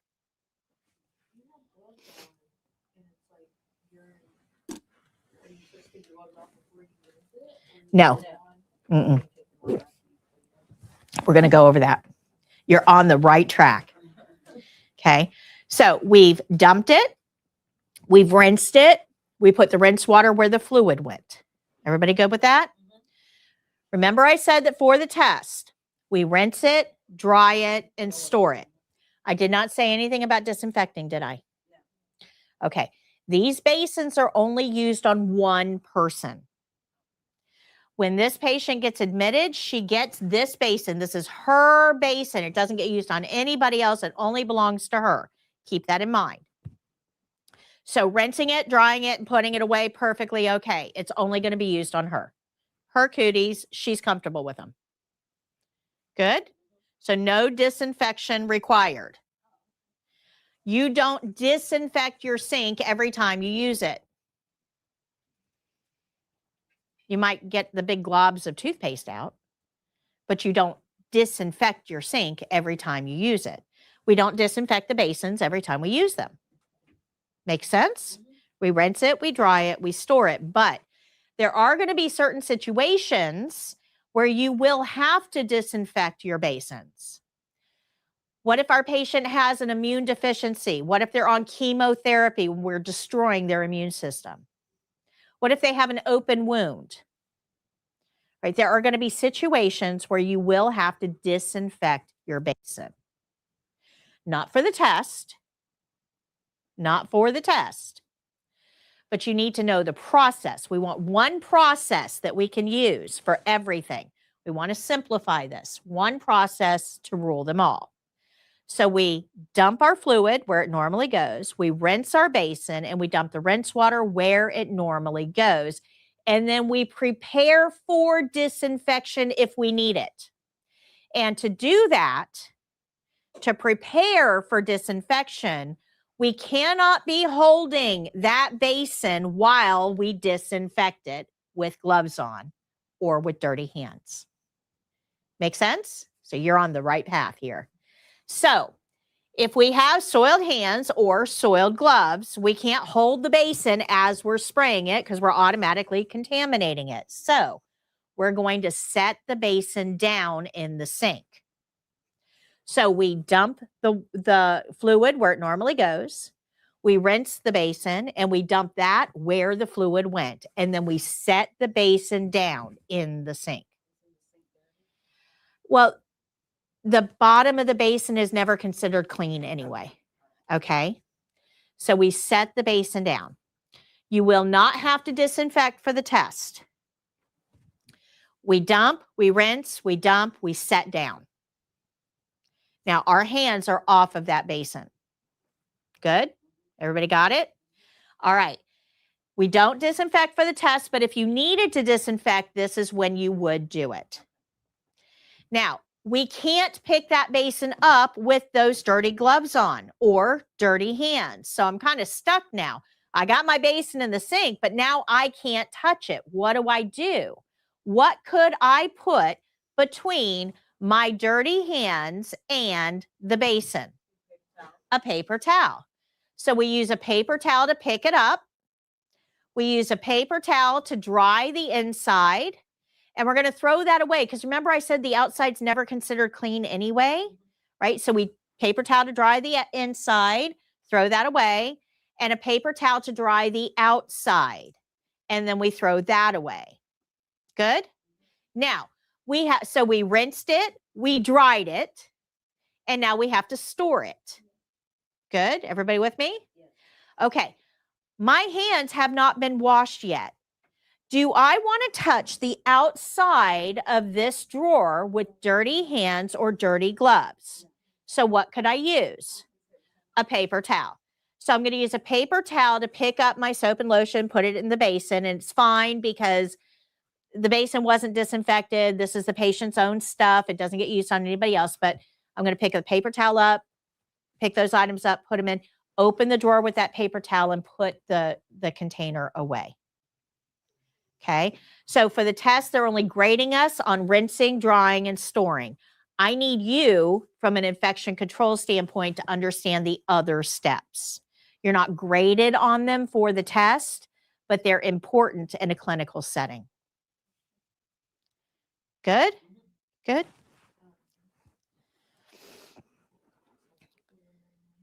So could you take your gloves off when you set your basin down? Yes, you could, but you'd still need a paper towel because you haven't washed your hands yet. about like the lotion and the soap bottle? Like you wouldn't wash and disinfect that? No, don't think too hard on that. Don't, because it's the patient's own, their cooties. Everything in this environment is patient cootied up. So we just don't want to introduce anything new. Okay. All right. So once we're done putting the basin and the soap and lotion away, we'll throw those paper towels away. So remember, for the test, we're rinsing, we're drying, we're storing. All of this paper towel stuff is not a graded checkpoint, but it's something that you do need to know. Good? Okay, don't worry if you didn't get it all right now, because you're going to have lots and lots and lots of opportunities to see this in action. You're going to see it about, I think it's 9 times in this program. So you're going to see this quite a bit. Any questions on that? All right, let's go ahead and take our break before we get into the skills specific steps of hand and nail care. And then I'll show you this skill. Okay.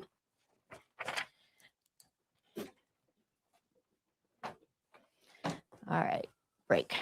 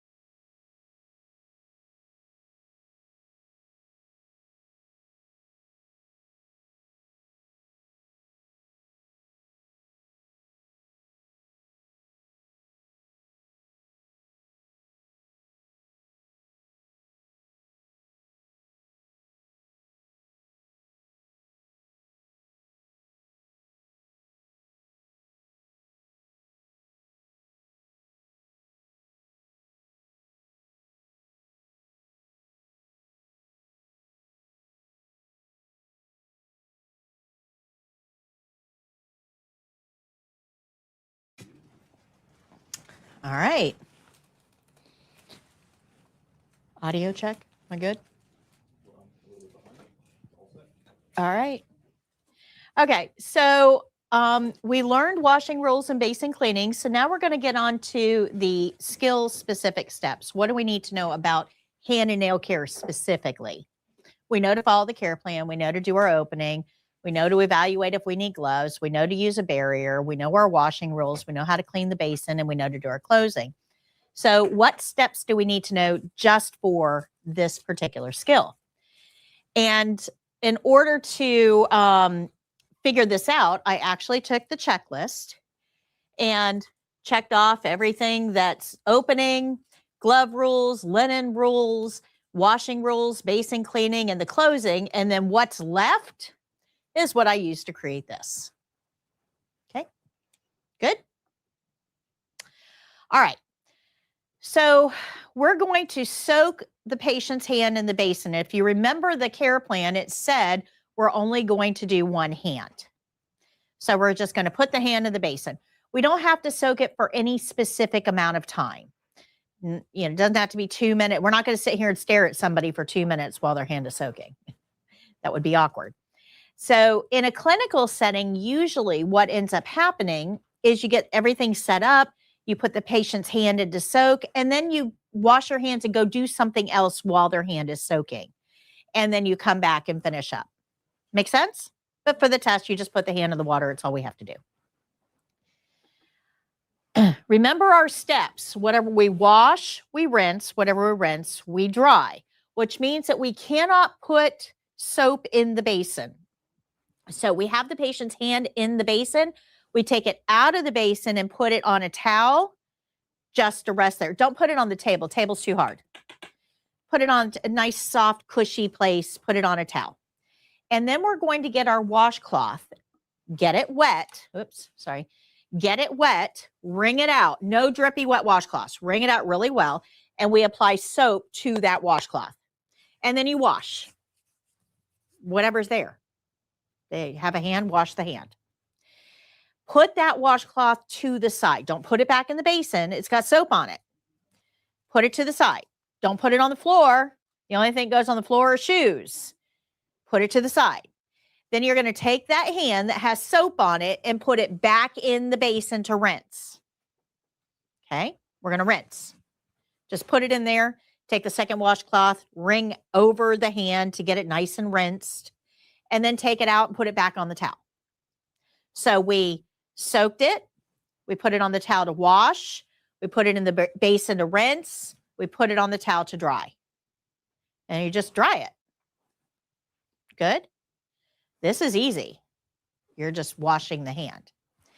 Now, once the hand has been washed, then we're going to take an orange stick. This is an orange stick.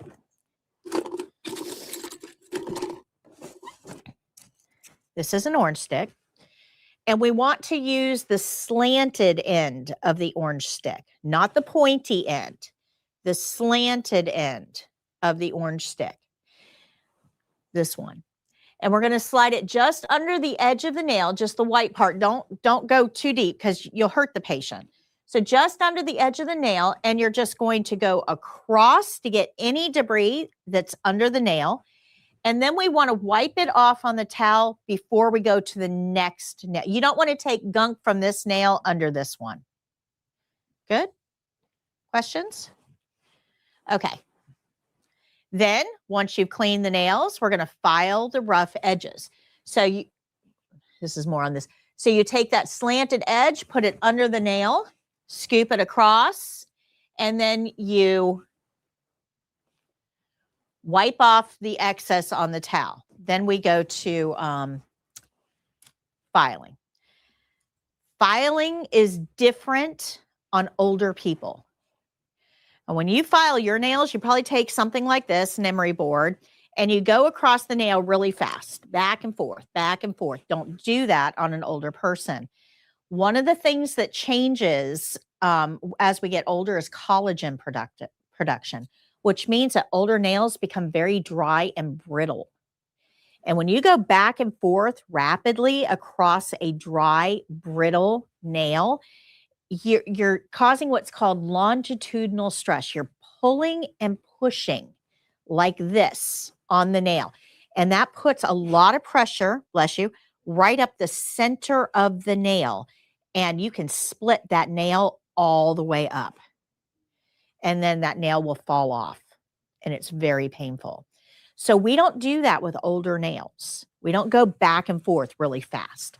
What we do is we take the emery board and we go in one direction toward the center. This side goes toward the center, and then I can go across the top in one direction to knock down that point.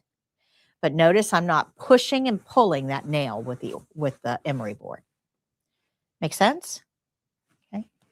Just remember, as we age, you can take a look at that and then pass it around.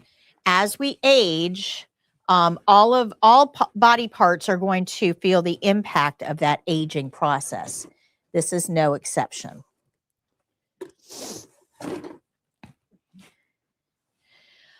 Okay, so as we're moving the arm, we're going to support it at all times. Remember, we never lift from above. We always lift from below.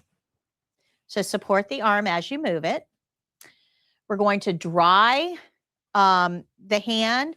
We're going to clean under the nails. We're going to file the rough edges. And then we're going to put lotion on. So we want to warm the lotion. Don't squirt cold lotion directly on your patient's skin. That's just mean. So you're going to put the lotion in your hand and you're just going to rub it together. Now, some people put that lotion bottle in the warm water. There's a couple of problems with that. Number one, that water isn't warm enough to warm the lotion. Remember, it's not hot, it's just warm. So it's not really warm enough to do the job. But the real problem is, well, yes, you got the whole pathogen problem. But the real problem here is that even if that water was warm enough to penetrate the bottle, it's only going to get the very outside edges of that lotion, what's up against the bottle. When we squeeze a bottle, we're getting the stuff from the middle. So even if you put that lotion bottle in the water and let it float for a little bit, the stuff in the middle of the bottle is still cold. Does that make sense? It's not effective at warming. Best way to warm lotion is through friction. Warm it up this way. Put it on and then take that towel and wipe off the excess. That way, if they go to pick up a cup of hot coffee later, they're not spilling it on themselves. Good? So we now know all of these principles. We know to read the care plan. We know to do our opening. We know to evaluate if we need gloves. So stop there for a second and let's think about the test, okay? Let's think about the test. You might be a patient for the test. A hand is not personal skill or personal skin. A hand doesn't have any body fluids. So the only other concern here is a non-intact skin. So before you start the skill, you kind of want to look at the hand, right? The person that you're working on, just kind of take a quick peek. If you see a big old cat scratch on that hand, do you need gloves? Yes. If you don't see anything, nothing obvious, do you need gloves for this? No. So chances are for the test, you won't need gloves for this skill. But if you see something, then wear them. Good? We're going to use a barrier to put our supplies on. We're not going to hold our linens against our uniform, and we never put them on the floor. We're going to use our washing rules. Whatever we wash, we rinse. Whatever we rinse, we dry. We get water, we check it, they check it. We're going to clean our basin the way we clean all basins. We're going to do the skill-specific steps: wash, rinse, dry, clean under the nails, file the rough edges, apply lotion last. And we're going to do the closing. Now, we're going to use all of those to check these checkpoints off. So when we follow the care plan, we're going to get those check marks. When we do our opening, we're going to get those check marks. When we decide if we need gloves, nope, sorry, we're not going to go on break. We're going to get those check marks. When we get our barrier on our table, we're going to get that check mark. When we get our linens, we're going to get that check mark. When we do our washing steps, we're going to get all of those check marks, a lot of check marks there for washing. And when we clean our basin, we just get 1 check mark for that. Rinse it, dry it, store it. Remember we talked about that, right? And we're going to do our skill specific steps that we talked about. And that's all we're getting for those skill specific steps. That's it. That's it.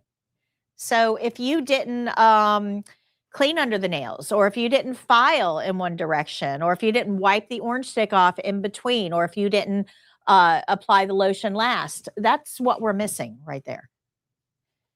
So this skill has very, very, very few skill-specific steps. Good? Good. And then we're going to finalize with our closing and get all of those check marks. So when we put it all together, then we get a 100% passing score. Now remember that this care plan is only for this patient. This care plan doesn't apply to this one. Okay, she's stuck in bed. This care plan doesn't apply to this guy because he goes and washes his own hands. He doesn't need us. This care plan doesn't apply to her because she goes to once a month. They have a nail technician that comes in and she gets her nails done. So she doesn't even have nail care on her care plan. Make sense? Every care plan is going to be different based on the needs of that patient. All right, so Jake's going to show us this skill. And I'll get the lights.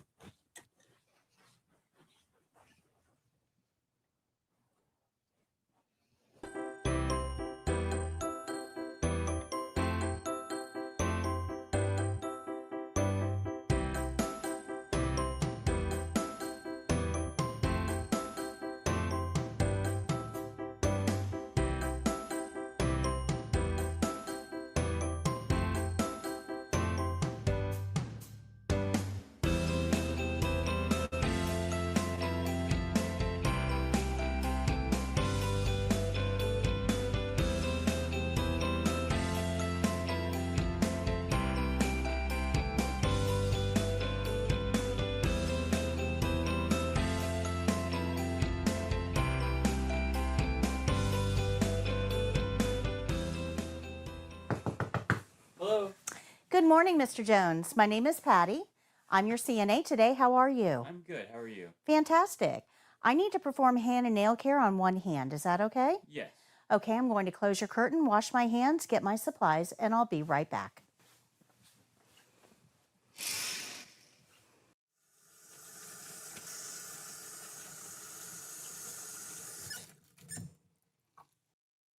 Now that I have clean hands, I can get my clean supplies. We're going to place a barrier on the table with the absorbent side facing up. This gives us a clean area for our clean supplies. And for this skill, I need a towel and 2 washcloths. We'll bring this over to the patient area.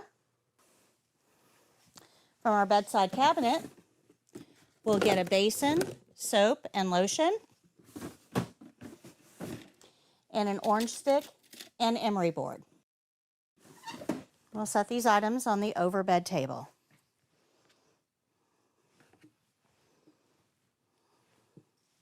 All right, Mr. Jones, I'm going to go get some water in the basin. I'm going to use a paper towel to turn the water on. Check the water temperature with the inside of my wrist. It should feel warm, not hot or cold, just warm.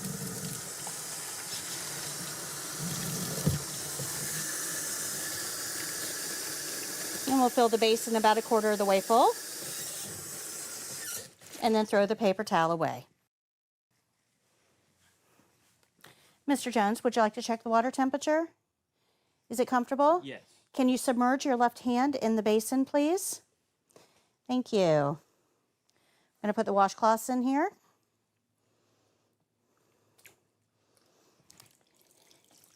And we're going to rinse your hand using the first washcloth. And now I'm going to place your hand over here on the towel. I'm going to take the washcloth, wring it out really well, and apply soap. Now I'm going to wash all surfaces of the hand. The thumb, each finger, in between each finger,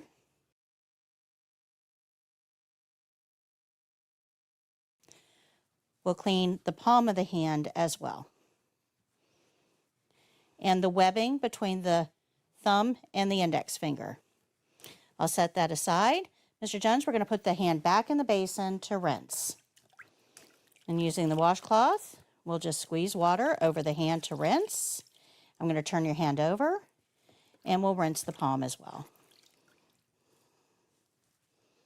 Okay. I'm going to lift your hand up and place it on this towel, and we'll dry your hand using the towel. We want to dry all surfaces. We'll go ahead and turn your hand over. Make sure that all surfaces are dry. And now we're going to clean your nails with our orange stick. We're going to use the beveled end of the orange stick.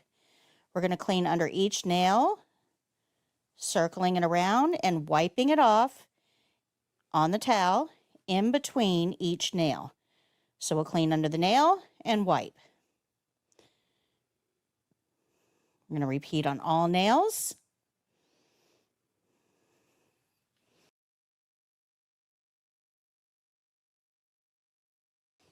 And now that the nails are clean, we're going to use the emery board and file the rough edges. We always file in one direction toward the center.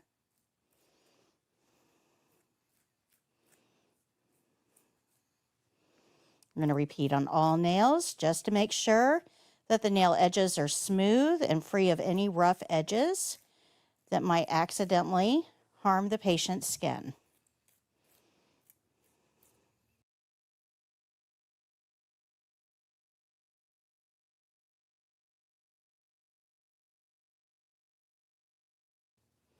Once the nails have been filed, we'll get some lotion. And we're going to warm the lotion up in our hands before we apply it to the patient's skin. So I'll rub my hands together to warm that lotion, apply it to all surfaces, making sure to coat all of the skin surfaces, and then we'll take that towel and wipe off the excess lotion. That way, it's not a slipping hazard if there's any lotion left on the surface of the skin. Now I'm going to take your linens and place them in dirty linen. I'll be right back. Okay.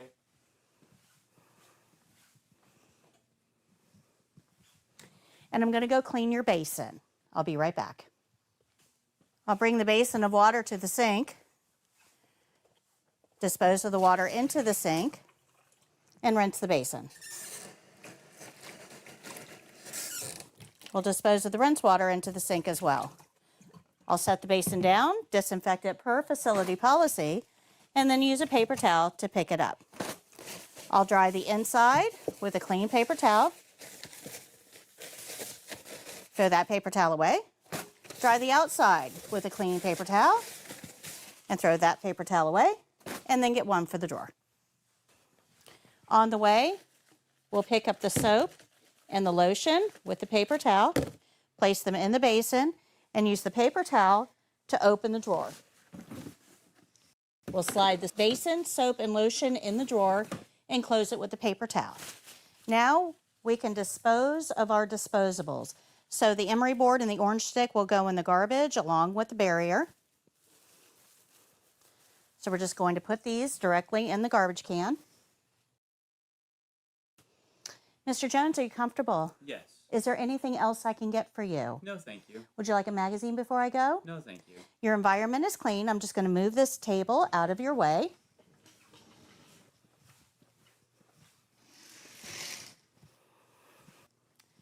Here's your call light, Mr. Jones. If you need anything at all, please press the button and let us know. We'll be happy to come help. I'm going to go wash my hands.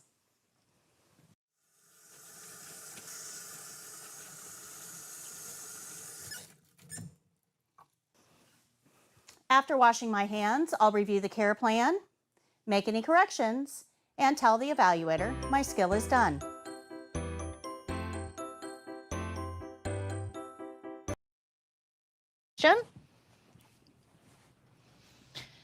Do we get a fail if we don't do things in the right steps out of nerves, but we make sure to still get it all done if they see we get the concept? So, Caitlin, the answer to that is a little more complex than just yes or no. It depends on the step and the skill. So, for most things, the order is not all that important. But there are a few exceptions to that. Like, for instance, with this particular skill, if you put the lotion on before you wash the hand, it's not going to do any good, right? So the lotion needs to be applied last. So yeah, the order there kind of matters. You wouldn't want to try to clean under the nails before you've soaked the hand because the debris isn't going to be loosened up. So yeah, that order kind of matters. It wouldn't be a failing skill, but remember that everything that they're testing you on, the grade is dependent on the impact to the patient, not to you. And this is where a lot of students get mixed up. The grade isn't grading you. The grade is grading your impact on the patient. So that's what they're looking at. So let's say that you clean the nails first. It's the very first thing you do. You don't go get water. You don't soak the hand. You try to clean the nails. Well, what impact does that have on the patient? Well, we're not going to clean their nails very well. That's going to leave debris under the nails. But also because it's not softened, you're going to have a harder time getting it out, which could injure the patient, right? So now it's not just a matter of you got to step out of order. It's what impact did that action have on the patient. And that's what they're grading us on. I hope that helps. Hope that helps. All right. Any questions on hand and nail care?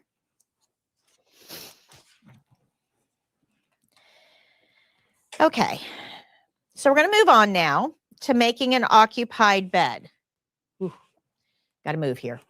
All right, we're going to move on to making an occupied bed. So if you look on page 141, down the side, you can see all of the principles involved. We've got our test-specific steps here. Principles are spelled out for us here. This is our short version. And then down here, we have our test-specific information. Somebody with your level of experience should be able to do this skill in 14 minutes or less. This will be done on a live testing student. So you will have another testing person in bed for this skill. They can't get out of bed. We have to change the sheets around them. And it's not nearly as hard as you think it is. This is actually probably one of my favorite skills because it's like a Houdini trick. Okay. So if you look on page 142 at the top, you've got your care plan. At the bottom, you have your supplies. This is our main concept for this particular skill. Clean rolls toward me, dirty rolls away, which we're going to talk about in just a moment. And here's our care plan. It says change the top sheet, bottom sheet, and pillowcase while the resident remains in bed. Resident can roll and move as directed, but cannot get out of bed. A bedspread, blanket, draw sheet, or underpad is not required for this skill. So bottom sheet, top sheet, pillowcase, that's it. That's all we're doing here. And we have to do it in a way that the patient doesn't get out of bed. Now, I'm going to tell you, if you have a patient who is stuck in bed, anytime they're out of bed for any reason, if somebody took them to the shower room on a shower stretcher, it's a great time to change the sheets. If the patient is out of bed at a doctor's appointment, great time to change the sheets. If the bed is ever empty, your brain should automatically think, do those sheets need to be changed? If they do, change it while the bed is empty. I can change an empty bed in less than 2 minutes. It takes me 14 to change an occupied bed. Time management here, let's change the bed while it's empty. Make sense? Good. But there are situations that we're going to find ourselves in where we will have to change the sheets when somebody is still in the bed. So I'm going to show you how to do this. It's not nearly as hard as you think it's going to be.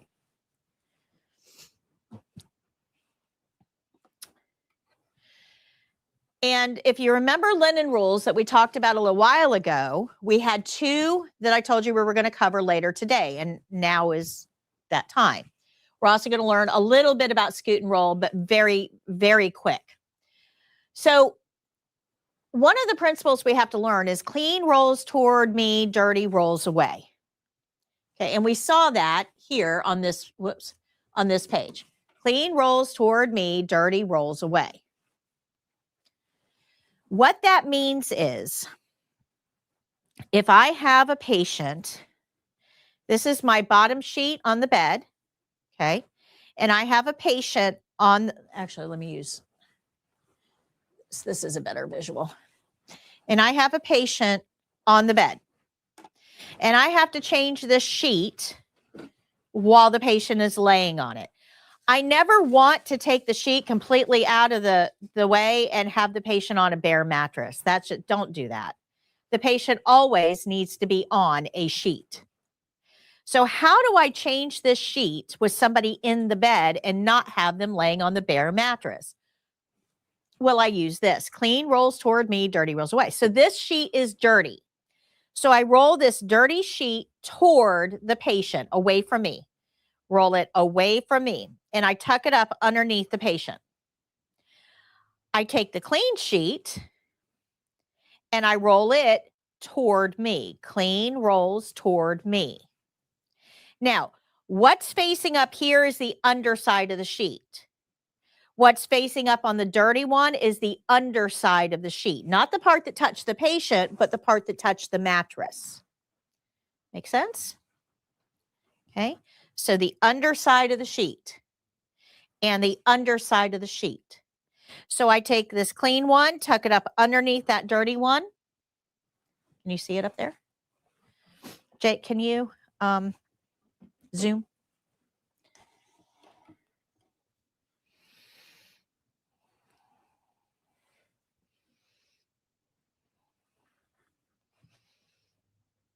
Okay. So dirty sheet rolls toward the patient, and it's the underside that's sticking up under the patient. Patient's going to hold it in place. I'm going to take the clean sheet and roll it toward me. So the underside of the sheet is what's facing up. I tuck that clean underneath the dirty under the patient. I go around to the other side of the bed, have them turn on their side. I remove the old sheet and spread out the new one. Put them back in the middle of the bed.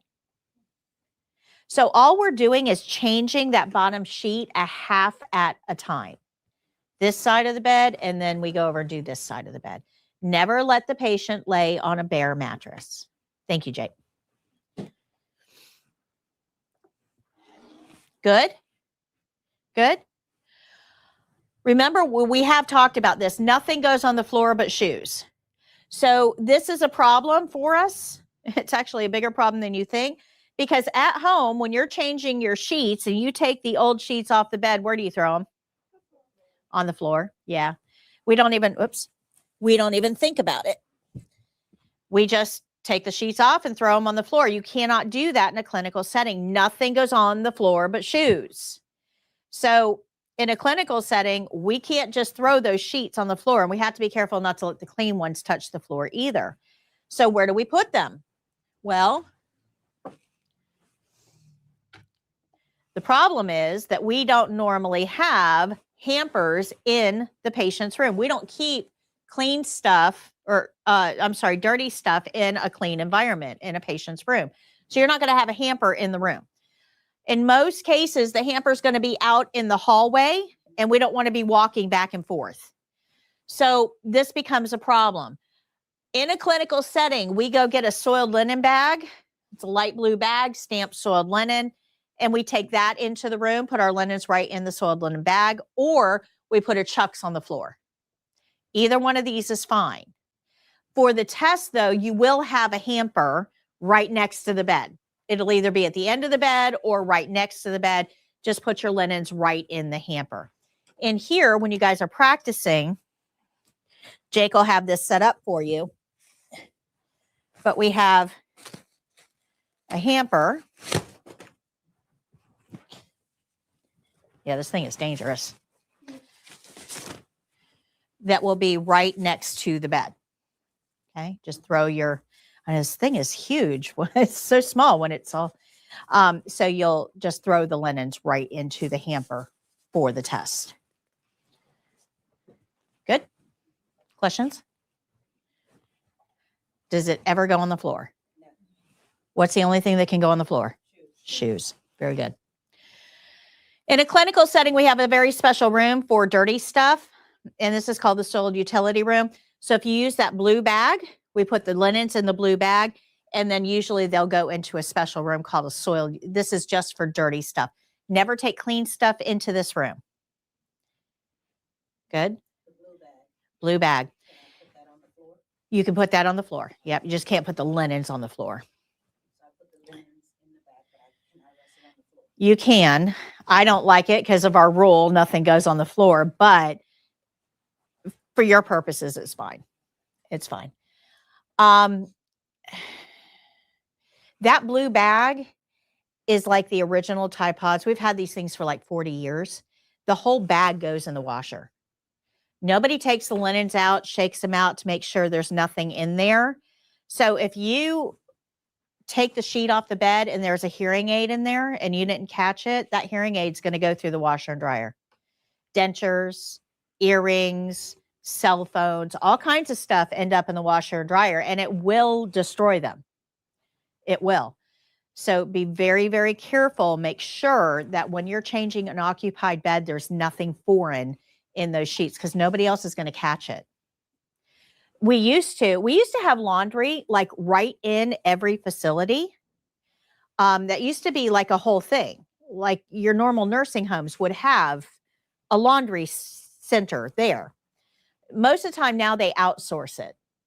So a company comes twice a week, they pick up the dirty, they deliver the clean, they take the dirty off, wash it, and 2 days later they bring it back.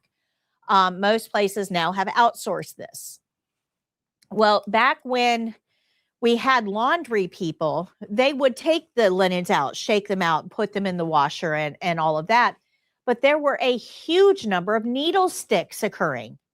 These are people that they're doing laundry, right? They're not patient facing, and they would have, I mean, their risk of getting stuck with a needle was way more than yours. And you've got patient contact. So they had to come up with a new way to help worker safety. And that's why everything just goes right in the washer now. Nobody shakes them out. All right. We already know this, use it or lose it. If you take linens, you don't use them, you're going to toss them.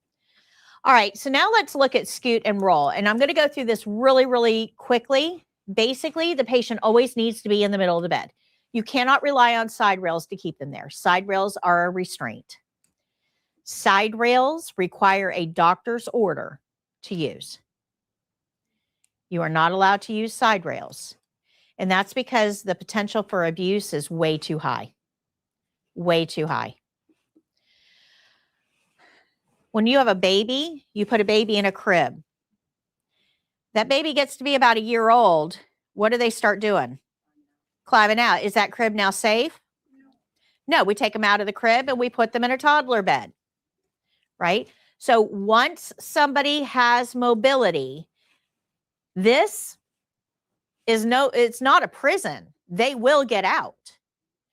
And when they get out, if they fall, they're going to fall from a taller height, which increases the risk of injury.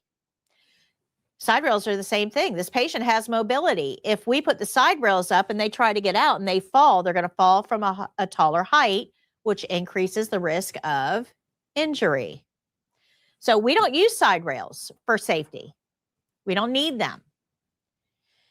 If a safety concern is present, the nurse has to call the doctor. We have to get a doctor's order to impede this patient's ability to move independently. Good.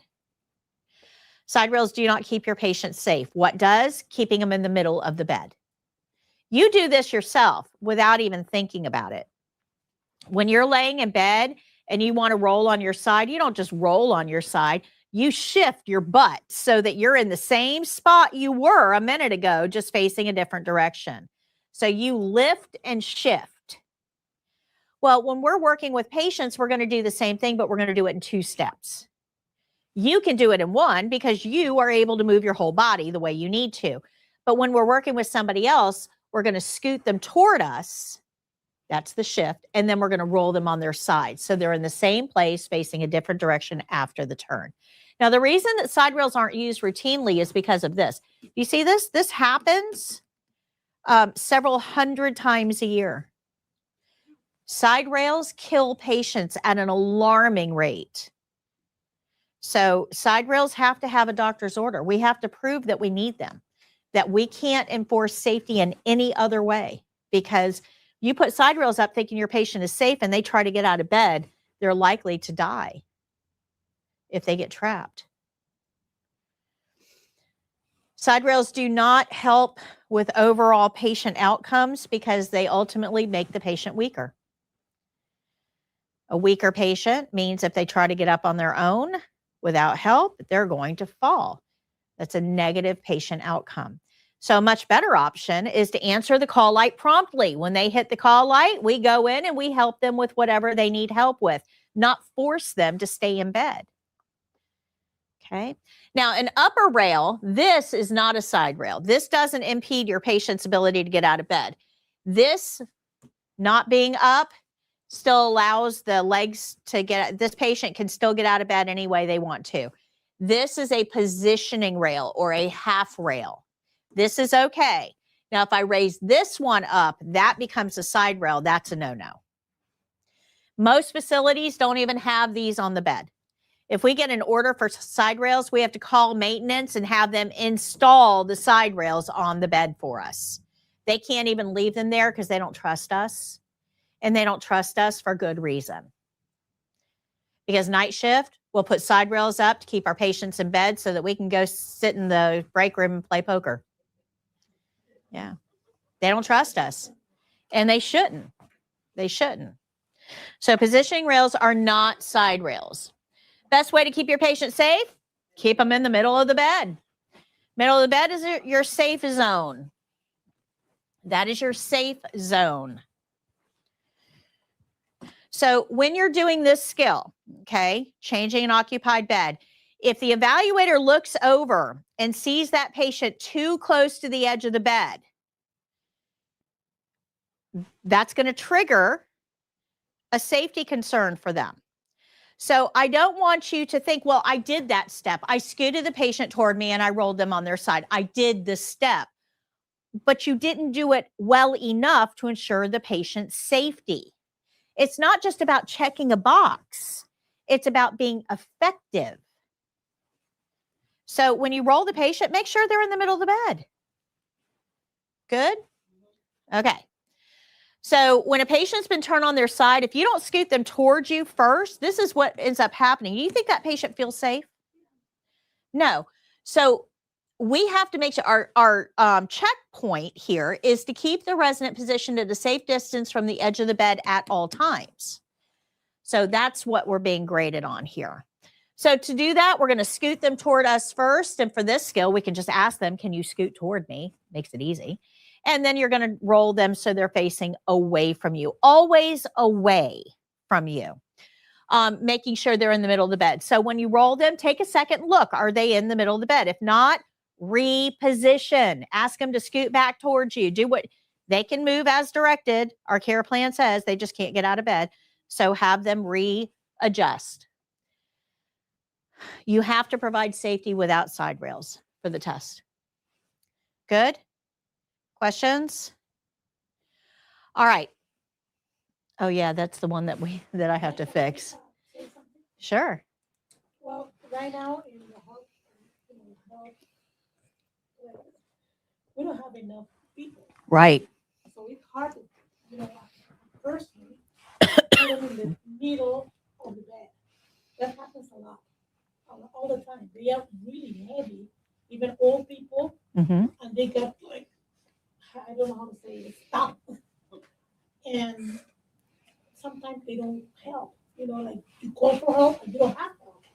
And there's no way to, put them in the middle because poor people, I love my residents, but they don't help. So there's no way that you can put them in the middle. I don't know what to do in those cases. I move them like they fit, and then we move it on their head, and it is really hurt. Yeah, so you want to move them in segments. That's your best option. That's what we do. Yeah. I don't move them anymore. I'm passing meds right now. I try to help them, but it's really hard. And sometimes we don't have people. Right. They are very busy because they're like 40 residents, and we are only 2 people there. It's Right. really hard. Right. So moving them as segments is your first option. You can also use a draw sheet under them. A draw sheet. Yeah. And that's used as a sling. And you can actually, draw sheets work really well even for heavy people. You can use it as a sling to kind of pull the patient towards you. If they're too close to this edge of the bed, go around to the other side and pull them that way to get them in the middle of the bed. So if I have a patient that is Big guys, like old, and they can move, but they are told look like they've been really active people. They used to be. right, And now their bodies is sad. They're paralyzed, they can't help, but they are heavy. right. So draw sheet would be appropriate, and moving them in segments as much as you need to, as many times as you need to. So you're saying the draw sheet doesn't matter what size the draw sheet works? Right. Correct. Correct. How would you get the draw sheet underneath and get the So make an occupied bed. Okay. Like how you So, have them roll. right. So remember, clean rolls toward me. So I take the draw sheet, roll it toward me, turn them on their side, put it under them, put them back on their back, go around to the other side and unroll it. And now I've got a sling that I can use to pull them toward me. Okay. So yeah, draw sheets. And your book does talk about draw sheets on what page is that? Yep. 143. Your book talks about draw sheets on page 143. Okay. And yes, we don't have enough staff. And it is terrible. And part of that problem is the fact that we don't have enough trained individuals. So recruit others. Don't go home and talk about how horrible your job is and that you don't understand why anybody would pick this job. Don't negatively talk. Yeah. Don't negatively talk about your job, because we'll never get out of this shortage if you're out there bad mouthing everything. The reason you're having negative thoughts is because there's not enough staff. So don't sabotage your staff. Get people into training. That it's that simple. Recruit. If every CNA, there's 1 million CNAs, if every CNA recruited just one, we would double our workforce. Think about that, right? But there's so many CNAs out there that are bad mouthing their job and not actively recruiting, not finding people with good hearts and saying, oh my gosh, you'd make a great CNA. Let me tell you how I did it. Give them a plan, a step-by-step. If you're in Florida, you have no excuse. I live stream this class for free. The same information that you guys all paid money for, these people are getting for free. There is no excuse. No excuse. We could double Florida's CNA workforce in 4 weeks. They just need to know about it, right? So be careful about how you represent the industry, because if you make it sound like it's a horrible job, nobody's going to sign up. And we're never going to get better working conditions if we can't get more staff. So that's problem number 1. Problem number 2 is a little harder to fix. And that is that healthcare is for profit, which means administrators are more concerned about the investors and the bottom line than they are about your working conditions. And I can't fix that. The only thing that can fix that is you getting politically active and voting for people who put limits on these administrators, who enforce that every dollar that is spent must be spent on patient care. They're not going to do it on their own. They're going to need to be forced to do that. Your working conditions are not going to improve as long as that administrator is making a multi-million-dollar bonus every year. It's just not going to improve. The only way to fix that is to get politically active. That's it. So if you want better wages and you want better working conditions, those are your two plans. Recruit others and make sure that you're voting for the people that are going to put limits on healthcare providers. It's that simple, because they're not going to do it on their own. They are not. This job is really nice. I've been working, in this, how do you call this area for like about 4 years. And I never had the time to work to study. But it's really, I love it. And I have a lot of patience, but I see people that don't have the patience. Yes. That they said, I don't get paid enough, just, Right. Or I don't play this game when they are in bed and they are like, these are grumpy people. Yeah. But They don't have the right heart for it. yeah. That's one of the reasons that I do what I do to try to help. If you give them a little bit of patience or you sit and talk with them, they are really nice. Yes. They're really, really nice. And they will, yeah, I love it. Okay, so let's talk about bed positions. You've got a couple of ways that we can position the bed. You've got head of the bed goes up and down. You got foot of the bed that goes up and down. We use this for some skills. We use this for no skills on the test. But then you've got these two, and these are the important ones. You've got the whole bed going up and the whole bed coming down. So for this skill, we don't use this. We never use this for the test. But this, we probably will. I'm short. I can change the sheets without having to bend a whole lot because I'm, vertically challenged. Most of you are taller than I am, which means you're going to have to bend a whole lot more, which that is going to put a lot of pressure on your lower back. It's bad for your back. So you can raise the bed up to a comfortable working height. That's a good idea. Great idea. The problem is that if you raise that bed up to make it more convenient for you during the test, at the end of the test, you must put that bed back to the lowest position. Because if that patient tries to get out of bed, they expect that floor to be right where it was when they got into bed. If you have raised the bed, you move the floor. They don't know that. They go to get out of bed, they swing their legs out, they put their feet where the floor should be, and it's not. And they fall. We're not concerned about these people rolling out of bed. We're concerned about the floor not being where it was supposed to be. So lower that bed at the end of the skill. Okay? Patients should never be placed on a bare mattress, so it's sheet. We're going to remove one side of the sheet, the bottom sheet at a time. So dirty rolls toward the patient, clean rolls toward me. We're going to secure the corners on the mattress. And we're going to try to remove as many wrinkles as we can. You want the sheet as flat as you can get it. And this is really important because wrinkles contribute to bed sores. We're going to learn about that on Wednesday.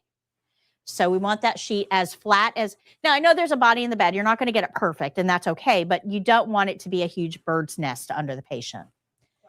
Yes. Pillow. Did we remove the pillow? Okay, so we're going to get to that. Pillow is last. We want to limit the amount of time the patient is without their pillow. So pillow is last. And don't be too concerned about the pillow touching the clean sheet because the patient is still in bed and the patient is what made the pillow dirty and the patient is still in bed. So I'm not really worried about, this isn't about pathogen transfer. It's about clean sheets. Yeah, we know they're going to be dirty, like as soon as we put them on because there's a body in the bed. Good. We are going to change the pillowcase last. So we change that bottom sheet, and now we're going to put a clean top sheet on, and we want to secure the corners at the bottom of the bed under the mattress. Ideally, you'll make hospital corners. I'm going to show you how. It's not hard. But the whole point is get the corners off the floor, because what's the only thing that can touch the floor? Shoes. So I don't want the corners of the sheets hanging off the bed. So making hospital corners gets those corners underneath the mattress in a nice, manageable way. But if you can't make good hospital corners, just get the corners of the sheet under the bed, under the mattress. Okay. If you're working with an old nurse like me, I want my beds to look good. I learned how to make a bed with hospital corners when I was 3 years old. You got up out of bed, and the first thing you did was make that bed. You weren't getting back in it. You got up, you made the bed. And you made it according to very specific specifications. So I've been making hospital corners since I was 3. Okay. It doesn't take much to make them. Once you get the corners of the sheet under the mattress, you want to loosen that sheet over the toes so it doesn't pull those feet down. And then we're going to replace the pillowcase last. We want to limit the amount of time, that the patient is without a pillow, because it says keep pillow position under resident's head throughout and at the end of the procedure, except when removed briefly to replace the pillowcase. So we want to get that check mark. Okay, limit the time without pillow. All right, so we have all of these steps that we have learned. We're going to put them together to get all of our check marks, and let's see how we do. We're going to follow that care plan and get that check mark. We're going to do our opening and get all of those check marks. We're going to decide if we need gloves. Now, time out on this. This is a live patient skill. You might be a patient for this. You are fully clothed, holding on to all of your own body fluids like a champ.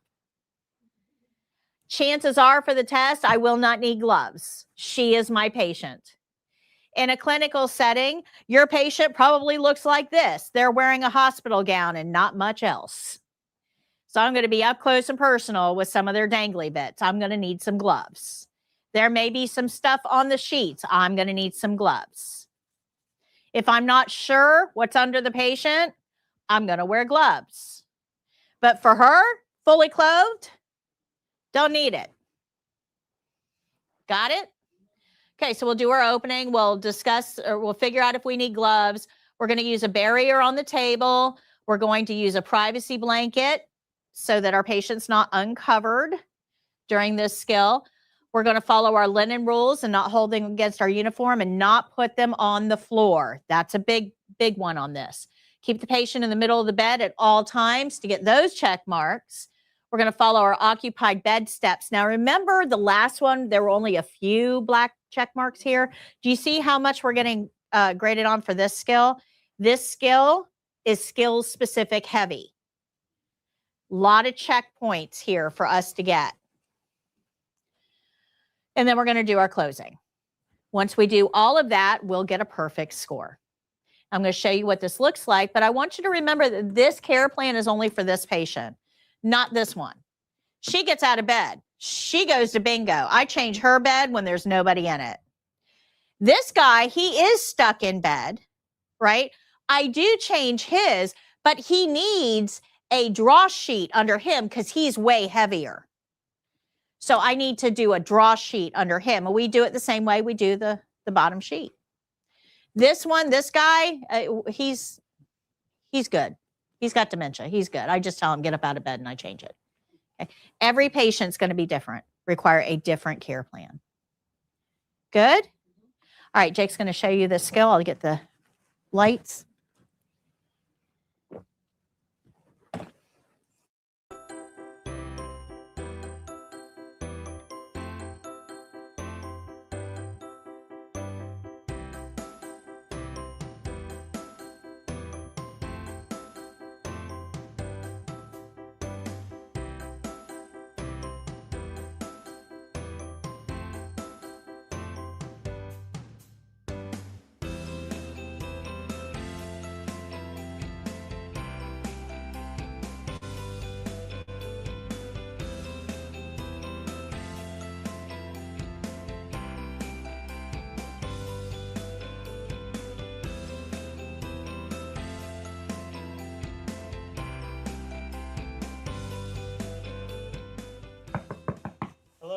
Good morning, Mr. Jones. My name is Patty. I'm your CNA today. How are you? I'm well. How are you? Wonderful. I'd like to change your sheets. Is that okay? Yes. Let me close your curtain, wash my hands, get my supplies, and I'll be right back.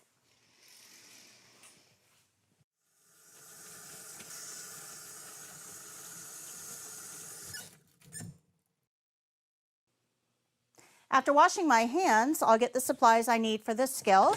So we're going to start with a barrier, putting it on the overbed table.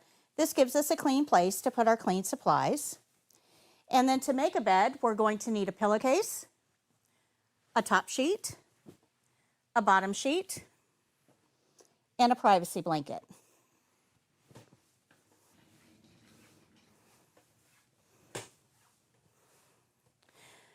We're going to start with the bottom sheet. So I'm going to place a privacy blanket over you.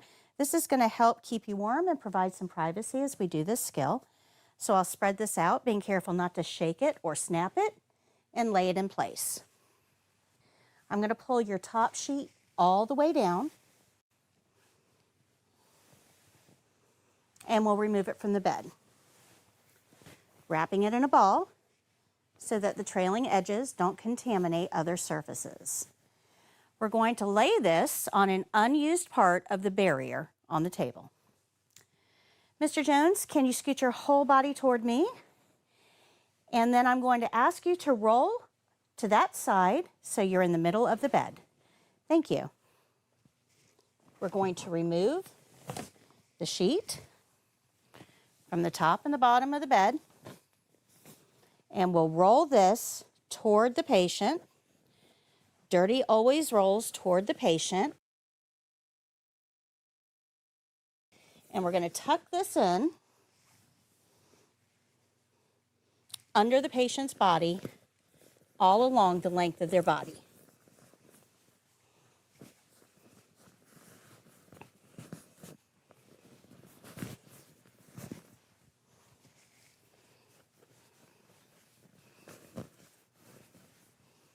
Now we'll take the clean sheet,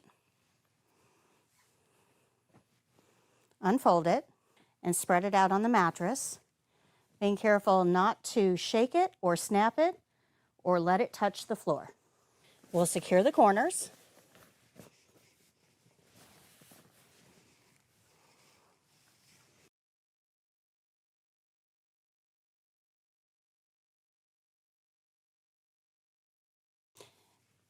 And then we'll take the clean sheet and roll it toward us to minimize wrinkles.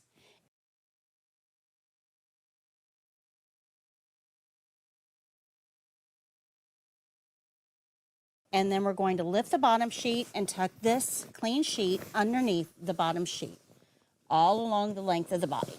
So we'll roll it toward us. And then tuck it underneath the soiled sheet.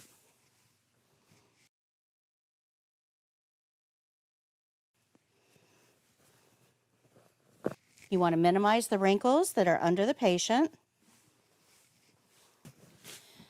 All right, Mr. Jones, can you come back onto your back and scoot to the middle? You'll feel a big roll. Okay, I'm going to go to the other side of the bed now.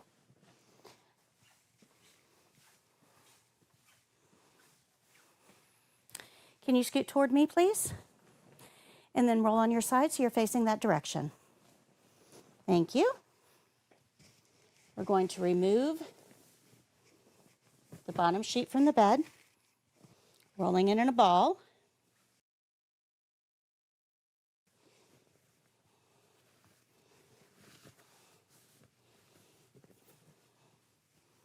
And then we'll place this with our other soiled items on the overbed table.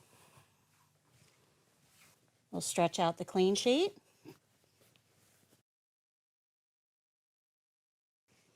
Attach the corners.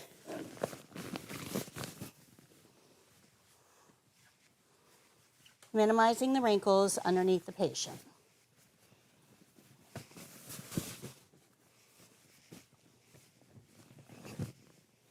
Okay, Mr. Jones, can you come back onto your back and scoot to the middle, please? Okay. Now we'll put the top sheet on. We want to open this up and spread it out, being careful not to snap it or shake it.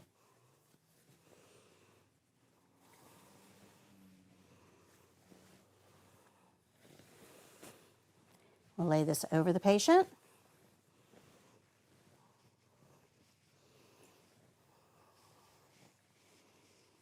Making sure that there's an equal amount of sheet on each side of the bed.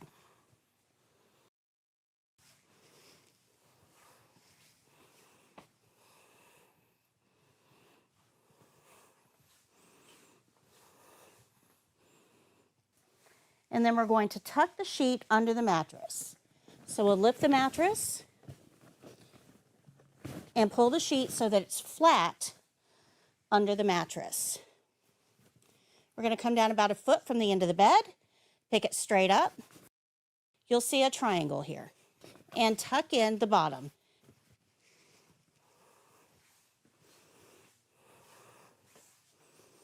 We're going to lift the mattress from below, tuck the sheet so that it's flat under the mattress. Come down about a foot from the end of the bed, pick the top flap straight up. You'll see a triangle. Tuck everything else in. We're going to loosen this over the toes. And now I can remove your privacy blanket.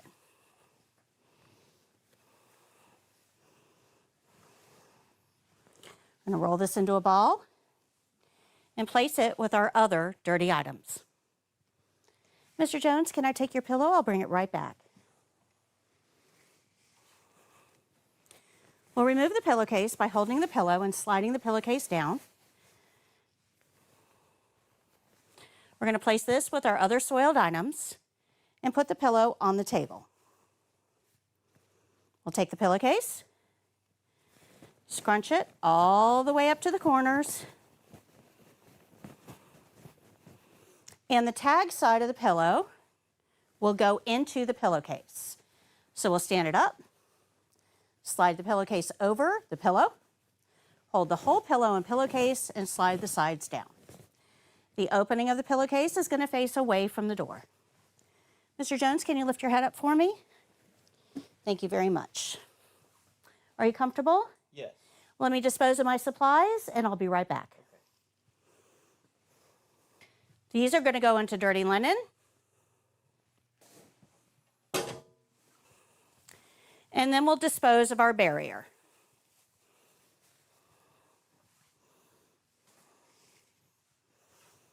We'll place our table back and make sure our environment is clean. All right, Mr. Jones, is there anything else I can help you with? No, thank you. Are you comfortable? Yes. Would you like a magazine before I go? No, thank you. Okay, your call light is right here. If you need anything, just press that red button. We'll be happy to help you. Thank you. Bed is in the low position. Environment is clean. I'm going to go wash my hands.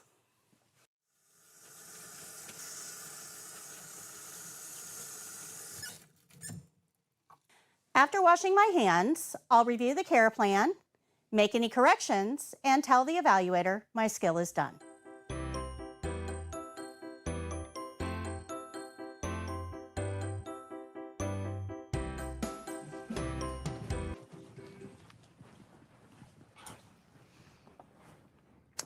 All right, any questions on making an occupied bed? That really is kind of a fun skill to do. It's very physical, but it's kind of a fun skill to do. You do it, it looks so easy. You would do it. Right? Well, remember, I've been doing this for like 35 years. So yeah, I know I make all these skills look easy, but I can't do anything, because I've got so much experience. But with a little bit of practice, it'll look just that easy for you as well. All right, so let's get into the next skill, which is page 78. Range of motion, elbow and wrist. This is the easiest skill, period, on the state exam.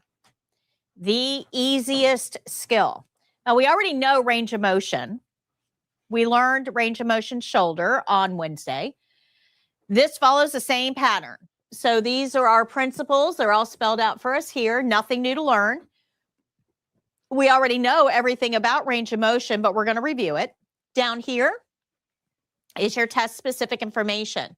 Somebody with your level of experience should be able to do this in 4 minutes or less. You're going to be doing it on another live testing student. That person will be in bed and charting is not required. So if you look at page 79, there's no supplies, care plans at the top of the page, step-by-step instructions.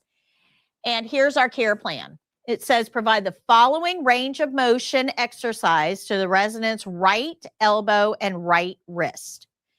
Flexion extension. So one exercise. 2 parts, but one exercise. So flexion extension of the elbow looks like this. Flexion extension of the wrist looks like this. Put an opening in front of it, put a closing behind it. That's the whole skill.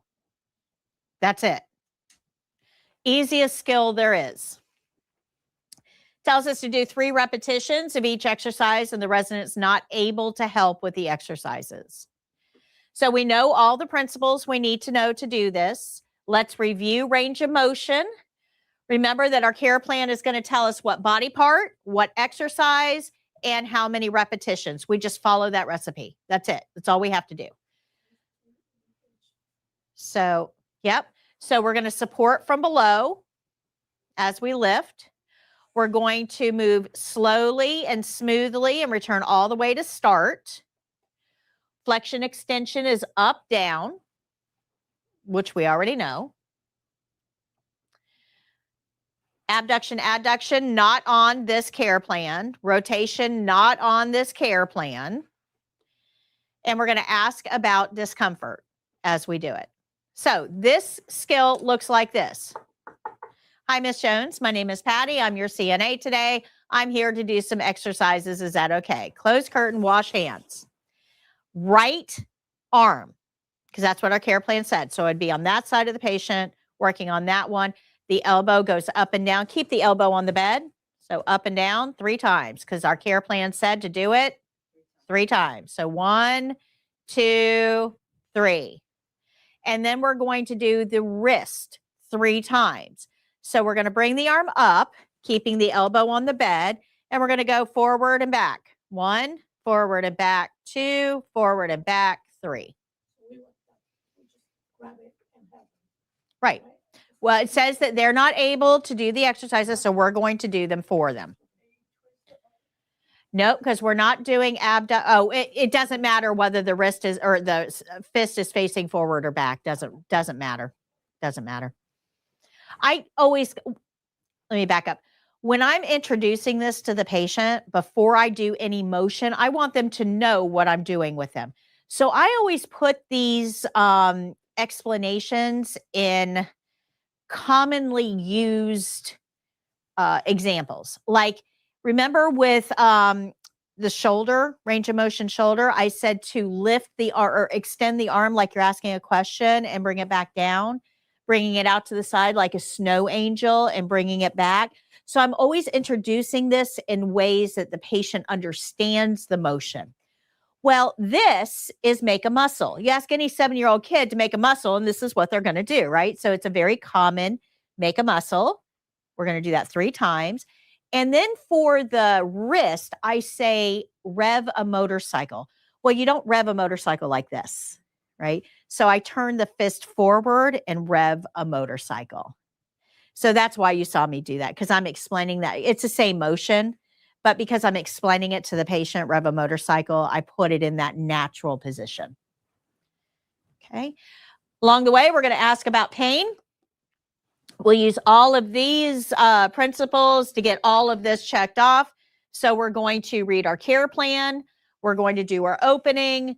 We're going to evaluate if we need gloves. You're not going to for the test. You don't need gloves. We're going to follow these steps, and we're going to do our closing. That's the whole skill. That's it. This is the easiest, shortest skill there is. The video with all of that intro stuff and all of the end stuff, the whole video is only 3 minutes long. Like the skill itself is like 1:40. And you have 4 minutes to do this. It's like super quick. Remember that this care plan's only for this guy. These people all have different care plans. Make sense? Good. All right, Jake, let's, while this video is going, Jacob's going to be handing out some stuff for you for the next skill. Okay.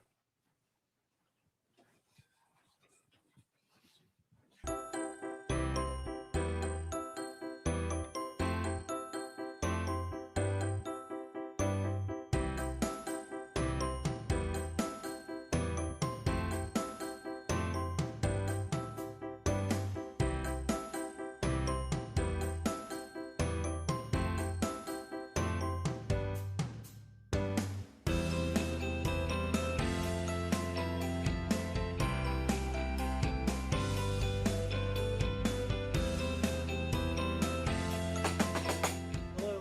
Hi, Mr. Jones. My name is Patty. I'm your CNA today. How are you? I'm well. How are you? Fantastic. I need to do some exercises on your right elbow and wrist. Is that okay? Yes. Let me close your privacy curtain. I'm going to go wash my hands, get my supplies. I'll be right back.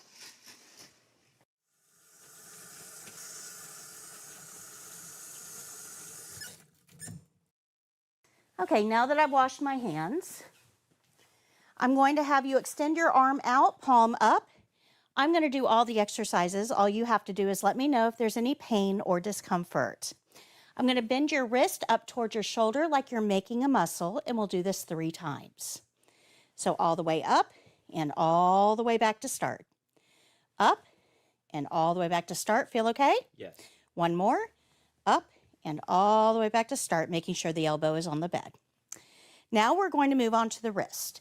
We're going to move the hand up and down like you're revving a motorcycle, so light fist. You'll feel a little stretch. Let me know if there's any pain. We're going to go forward and back. Feel okay? Yes. Again, forward and back. Still good? Yes. One more. Forward and back. Okay? Yes. Very good. Is there anything else I can get for you while I'm here? No, thank you. Are you comfortable? Yes, ma'am. Would you like a magazine before I go? No, thank you. Here's the call light. If you need anything at all, press that red button. We'll be happy to come help. All right. Your environment is clean. Bed is in low position. We'll go ahead and open the curtain, and I'll go wash my hands.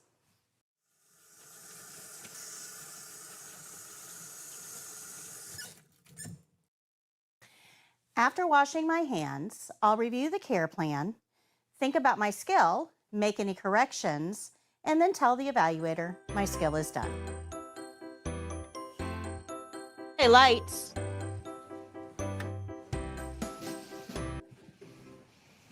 Any questions on this? I want that skill. I want that skill. All right, so let's talk about blood pressure. This is the last skill we're going to be doing today. Bless you. Takes me a long time to teach you blood pressure. There's a lot of little things we have to go over on how to take a blood pressure.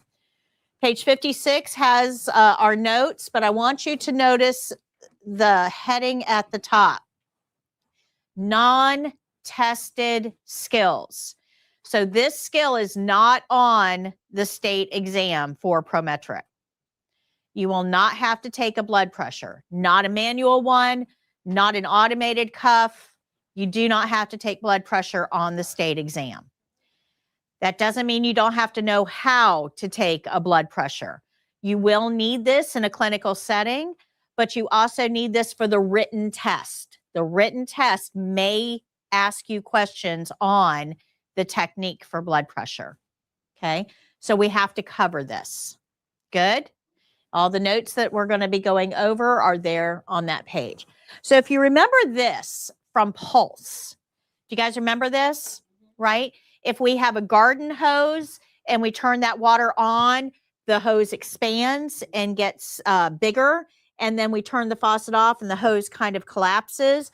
That's what's happening here. We have hose on, hose off, hose on, hose off, hose on, hose off, and so on.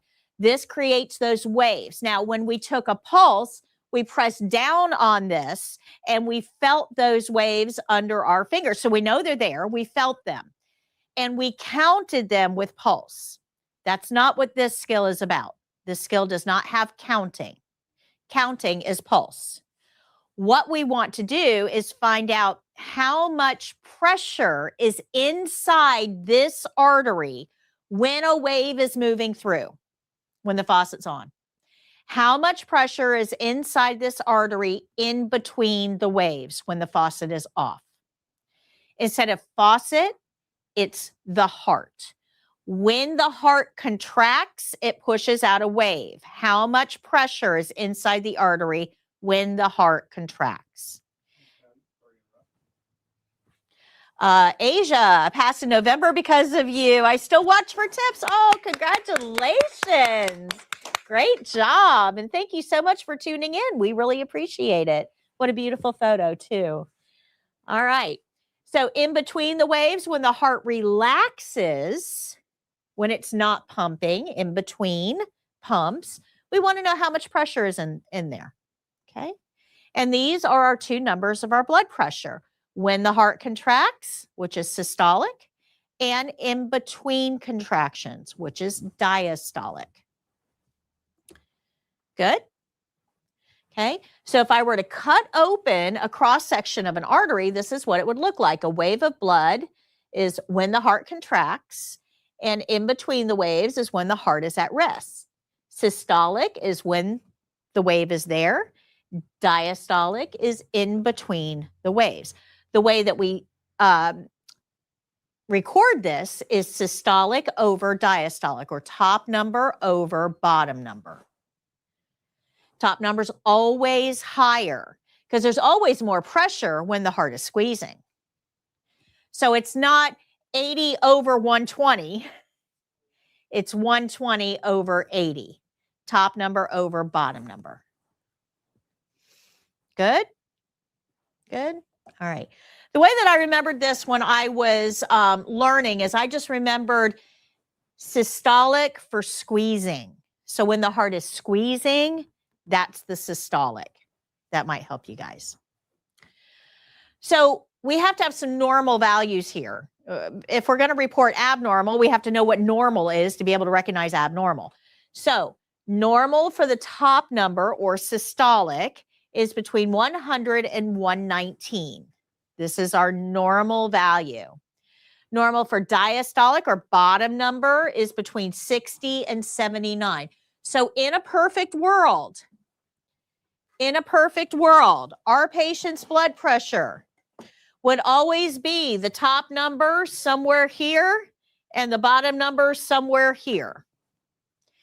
If we get 120, that is not in our normal range.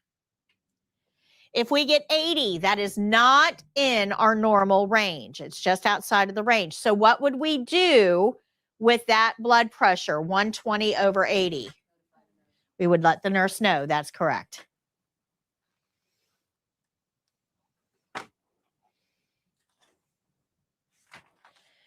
Okay, so these values, these normal values, are on page 57 in the first column there, that second paragraph where it says know your normal values. That's where our normal values are located. So how do we do this? Well, in order to get these measurements, we're going to use a very specific gauge. This is called a sphygmomanometer. It has a name to it. Sphygmomanometer. Everybody calls it a blood pressure gauge because that's a really big word. Okay, sphygmomanometer. What we're going to do here is it starts around 0 and we inflate the cuff. We put air into it and this needle goes all the way up to about here. As a CNA, we stop between 160 and 180. We don't go over 180. Let me say that again. As a CNA, we do not go over 180. Over 180 hurts, and it hurts a lot. What effect do you think pain has on blood pressure? What does pain make blood pressure do? Makes it go up. So if we are taking a blood pressure and intentionally inflicting pain, we're probably going to find high blood pressure. But it's not high because the patient has high blood pressure.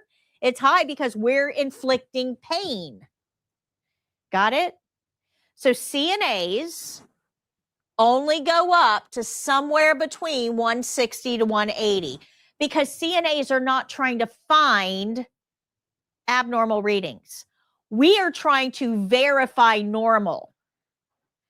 Our supposition, we go into this thinking our patient's probably normal. I want to verify that. Because do you remember on day one, we talked about that little house? You guys remember that little house, right? And the wall of the little house was CNAs do normal. You guys remember that? CNAs do normal. Normal is a routine task on a stable patient that you've been trained to do. You guys remember that? Okay. So if I know that this patient has super high blood pressure, that is not a CNA task. That is not normal. So who would have to take that blood pressure? The nurse. All the CNAs are doing are just verifying normals. Okay, we're just trying to see, are you still normal? Good. Are you still normal? Good. Are you still normal? Good. Still normal? Good. Not normal? Who do I tell? Nurse. Do you guys understand your role here? Yes. Okay, so we inflate to somewhere between 160 and 180, and then we deflate slowly. Now, at first, you're not going to hear anything. It's going to be quiet. It's going to be quiet. It's going to be quiet. Do you remember our top number normals were between 100 and 119? You guys remember that? Okay, so I inflated way up here to 180, and I'm going to deflate slowly. Now, I'm hoping for normal, right? So it's quiet, it's quiet, it's quiet, it's quiet, it's quiet, it's quiet, it's still quiet, still quiet, still quiet, still quiet, still quiet, nothing happening, thump. That was a whole lot of quiet there. And your brain will try to trick you.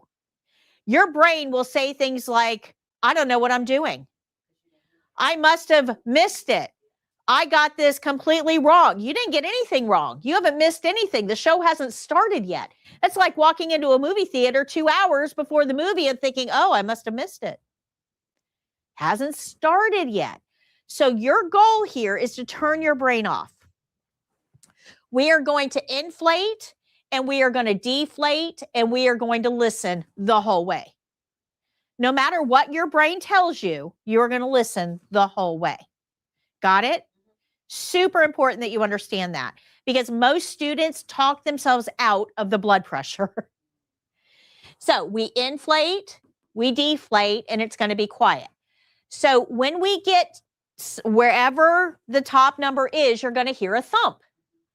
Now, it's not a big thump. It's not like a boom, right? It's a small thump. In fact, in some people, it's even a tick, right? Like tick, tick, tick. Some people might be more thump, thump, thump. Some people might be boom, boom, boom. Everybody sounds a little bit different, but we have to listen really closely because you might be just a really light tick, tick, tick. You might be more of a thump, thump, thump. You got to listen close, right? So where we hear, remember it's quiet, quiet, quiet, quiet, quiet. Where we hear that first thump, that is wherever the needle is pointing to, that number is our top number. That's our systolic. No counting. Just listen. Where did we hear the first thump? Now, when we hear the first one, we're going to hear more because the first is the first, which means there's more. Thump, thump, thump, thump, thump, thump, thump, thump. What we're listening for is the last clear thump, not a shadow of a thump, that might be a thump, not a ghost of a thump, the last clear thump that we hear. Wherever the needle is, when you hear the last clear thump is your bottom number. And then you keep deflating all the way to 0. Now, the problem is that bottom number is often hard to get because it doesn't tell you, get ready, get set, here I come, ta-da. It doesn't do that. It just goes thump, thump, thump, thump, thump. Oh, where was that last one? So you have to kind of pay attention to each one because you don't know which one's going to be the last. Good? Does that make sense? So this is actually not a hard skill in theory. Not a hard skill. We inflate, we deflate, we listen for the first, we listen for the last. Wherever the needle is when we heard the first, that's your top number. Wherever the needle is when you hear the last, that's your bottom number. So it's not, in theory, a hard skill. But the problem is there's a whole lot going on here. Your hand has to pump up and let the air out. So your hand is busy. Your brain has to control that hand. Your ears have to hear the thumps. Your eyes have to pay attention to where the needle is when your ears hear the thump, and your brain has to control all of this at the same time. So this does have a little learning curve to it. Got it? You will not be accurate today. It takes about 45 blood pressures before you start to get accurate. So set your realistic expectations accordingly. You are not going to be accurate today. I will be happy if you hear thumps today. That's my goal for you, just to hear the thumps. You'll put the numbers together as you get more practice, as long as you hear the thumps. Good? Good? Okay. All right, so we need two pieces of equipment for this particular skill. You need a stethoscope and a blood pressure cuff. So you should have a kit in front of you that Jake passed out. It's okay, I got it. That one may not have one in there. We'll see. It does. Yep. Yeah, I don't have a blood pressure or a stethoscope. Thank you. All right, so let's talk about the stethoscope first. This is where we're going to start. So a stethoscope can be a double tube like this. This is called a Sprague, or it can be a single tube. Doesn't matter. They both work the same. The important thing is down here. This is called the head of the stethoscope, and it usually has two sides to it. This is what we want to pay attention to. Now, if it looks like this, if it's like this one, this is called a bell. If it's flat, like the other side, it's called a diaphragm. So you'll hear those terms. You don't need to know them for the test, but you'll hear those terms. Doesn't matter because CNAs don't use that side. CNAs only use this side. So it doesn't matter what this side has, we don't use it. We're only going to use the big side because what we're listening for is a wave of blood hitting the top of an artery buried under muscle, fat, and tissue. Not a big sound. We need a big microphone. We want the biggest microphone we can get our hands on. And that's why we're going to use the large diaphragm. Good? Okay. Now the problem is this is a microphone, but only one side amplifies at a time.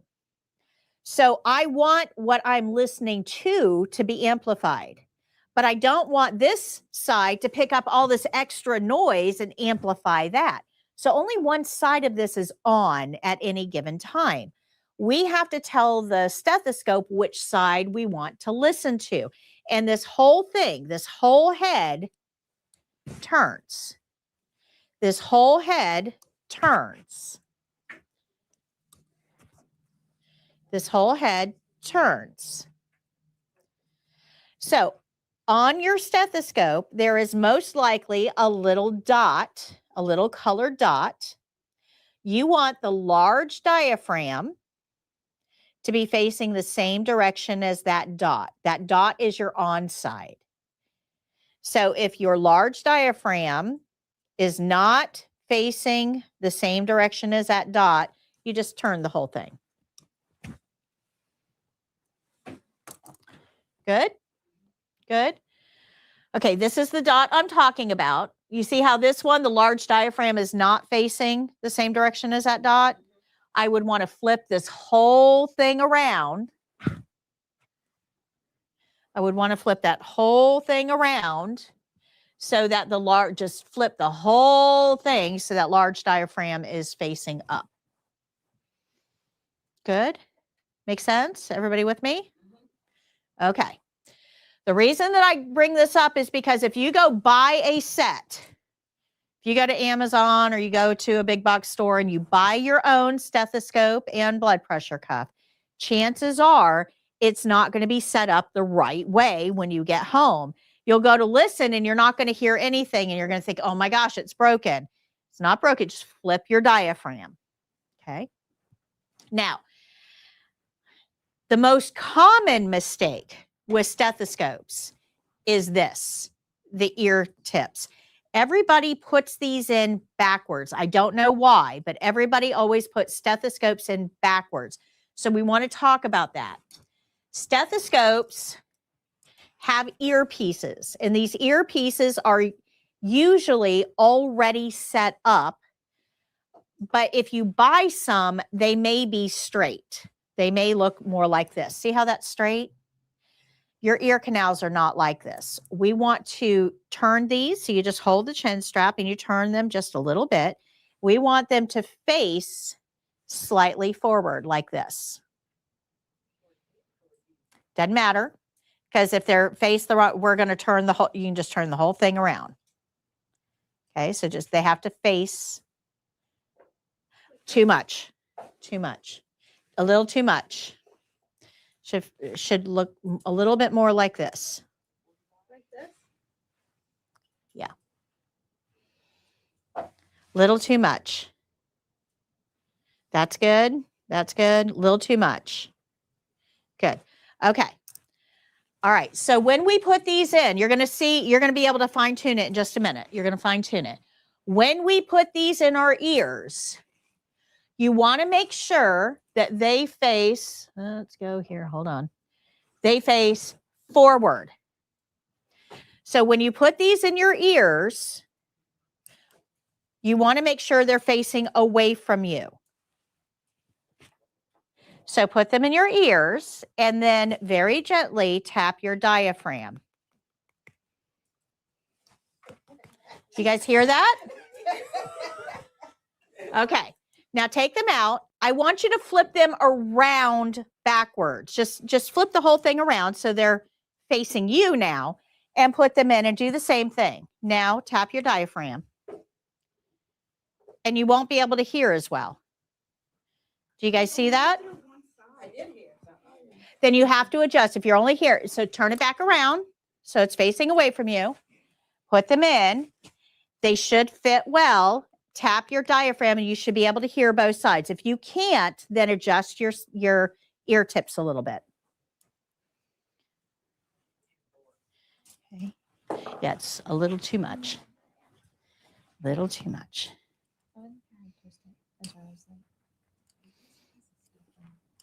So put them in like that.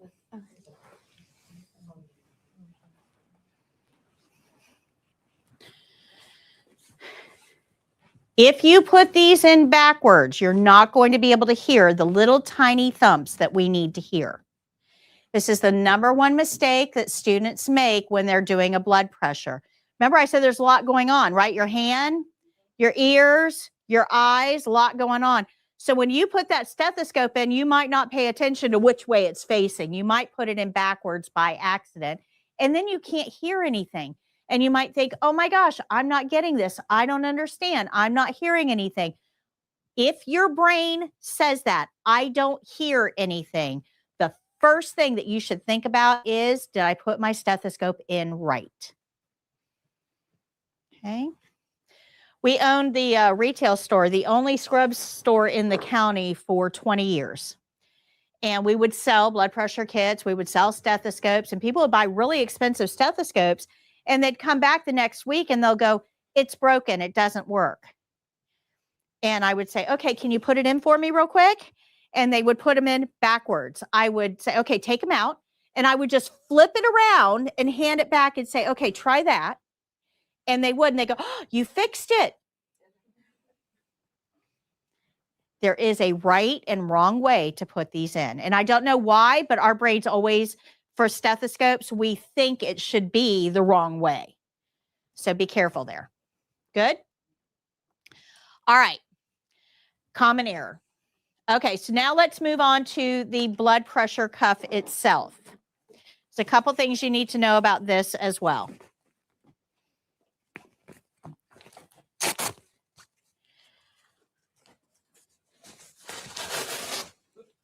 Bless you. All right. So on your blood pressure cuff, professional cuffs have this white stripe on one edge. This white stripe is your measuring guide. These are one size fits most, not one size fits all. What we want to do is, if we're concerned that this is too big or too small for our patient, we are going to use this stripe to measure the arm. So this goes, don't do this on yourself. It's not real effective to do on yourself, but I'm going to show you on me real quick, okay? So if I'm concerned that this cuff is a little too small for my arm because I have large arms, I would take this stripe, okay, and I'm going to put it underneath the arm about an inch above the elbow. You guys see that? Underneath the arm about an inch above the elbow.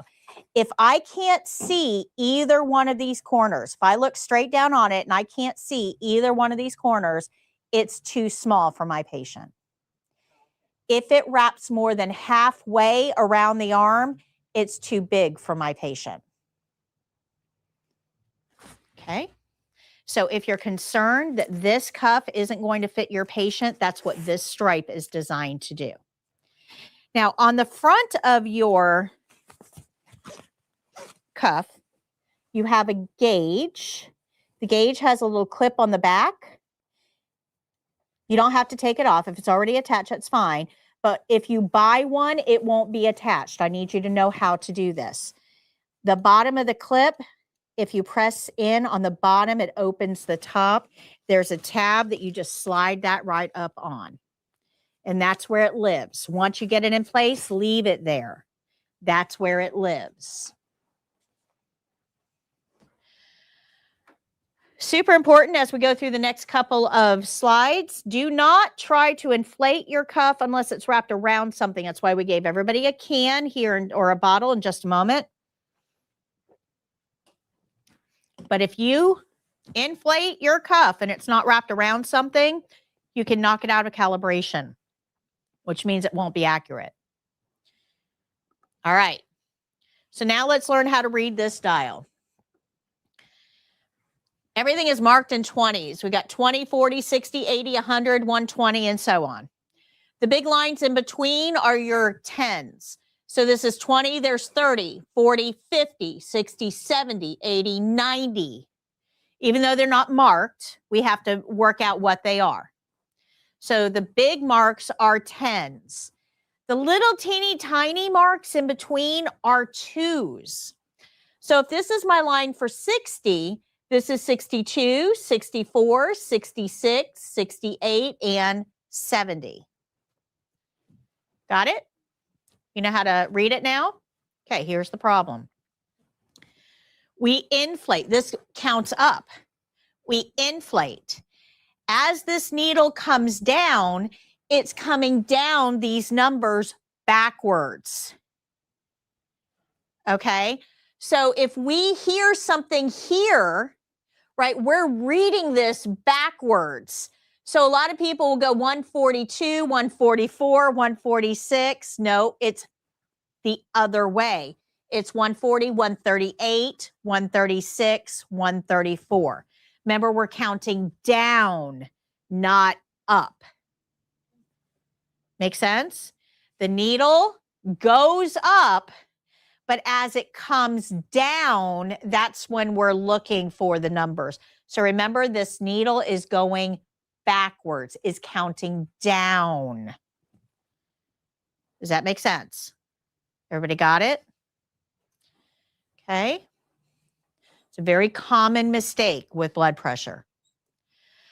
All right, so how do we make all of this work? Well, we use something called a bulb and valve assembly. So that's this thing, looks like a hand grenade.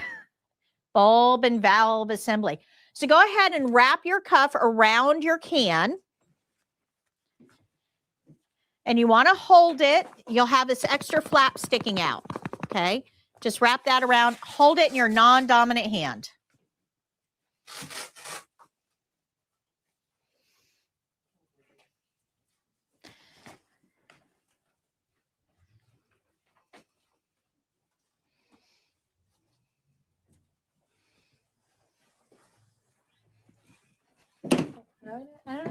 You're good. You're good. So we're just going to put it here. Yeah. And then just wrap it around.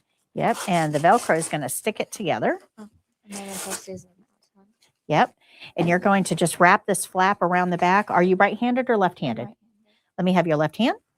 And you're going to hold that just like that. So we're going to hold this in our non-dominant hand. So I'm right-handed. So I'm going to hold this in my left hand. And my right hand is going to hold the bulb and valve assembly. Now, I don't want to hold it like this. The tubing should not go down. The tubing should go up. And I want to hold it in my hand so that I can control this dial with my thumb and index finger. So the dial should be facing me. Okay, dial should be facing me. Righty, tighty, lefty, loosey. So if this dial is facing me, right, this dial, this little silver dial is facing me, right tightens it, closes it off, left loosens it. Righty tighty, lefty loosey. Okay. So, hold on one second. You want to turn it like this. There you go. And you want to be able to touch that with your thumb. And there you go. Okay. So good. Everybody with me? All right.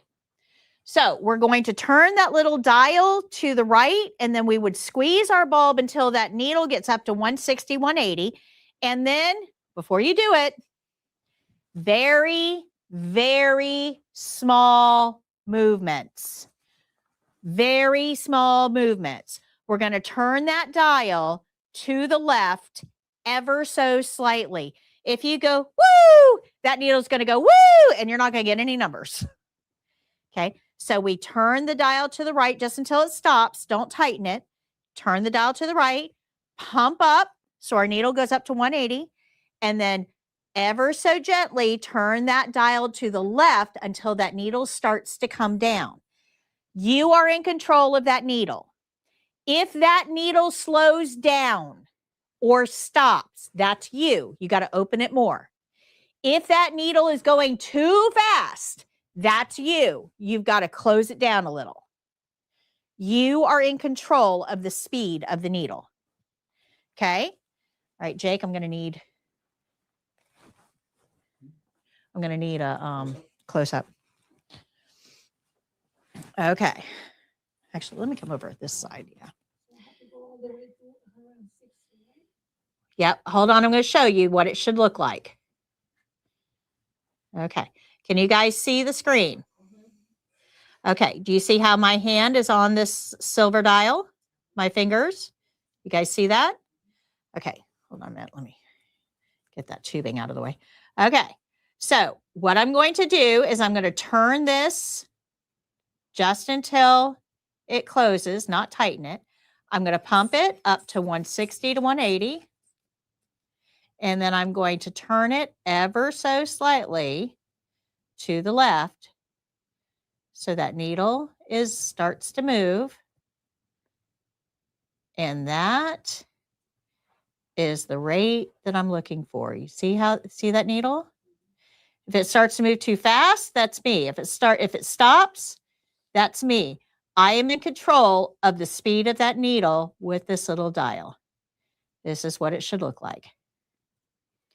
Now, it's not a crock pot. You can't set it and forget it. So you're going to open it. It's going to come down, and then it's going to stop. So you have to open a little more. And as it's coming down, it's going to slow down. You got to open it a little more. And as it comes down, slows down. You got to open it a little more. So the whole way down, you're opening little by little. Okay, so give it a couple tries. Give it a couple tries.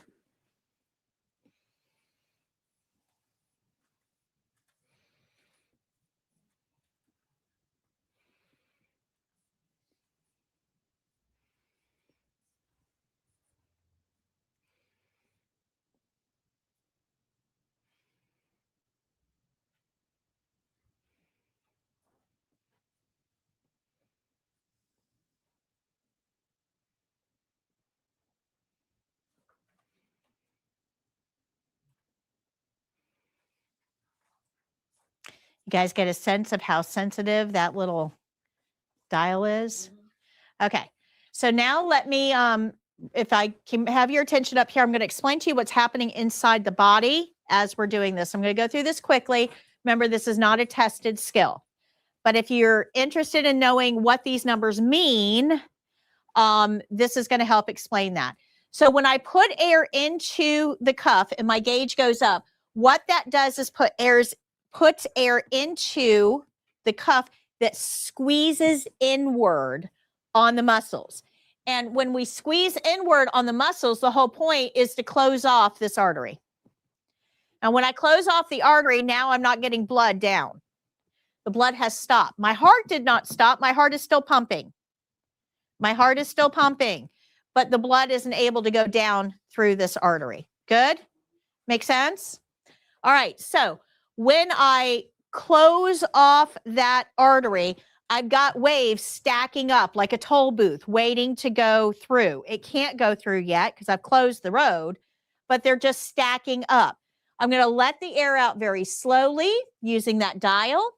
As this needle comes down, the pressure inside that cuff gradually decreases and it opens this artery. And at some point, this artery is going to be open enough that that first wave that was sitting there just waiting to go through is going to be able to force its way down.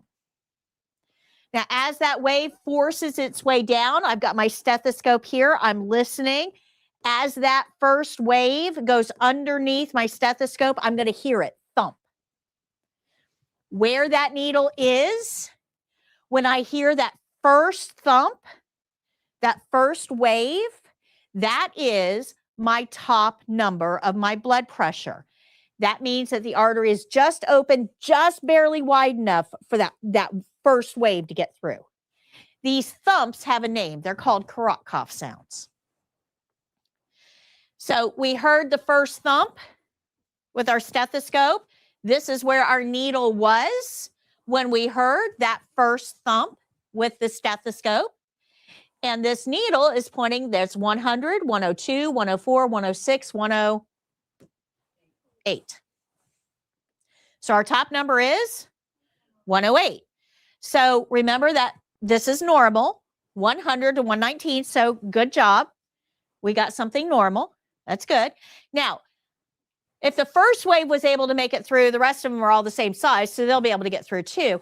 We're still deflating. Our arteries getting bigger and bigger and bigger. Thump, thump, thump, thump. But the thumps start to get softer. And that's because the top of the artery is getting further away. It's expanding. Eventually, we're going to stop hearing thumps altogether because now the top of the artery is way up here and our waves are way down here and we don't hear that thump anymore because they're not together. Make sense? Good. So our thumps stop. Where the needle is when you hear your last clear thump, that is your bottom number or your diastolic reading. So in this case, this is where our needle was, one small mark above 60, which is 62. So this patient's blood pressure is 108 over 62. Woo. Make sense? Okay. So remember our normal values here. Even though we are pretty sure that was the last one we heard, we can't be 100% sure until we listen all the way to 0. You got to keep listening. Just because you thought it was the last one doesn't mean another one's not going to show up. So we keep listening.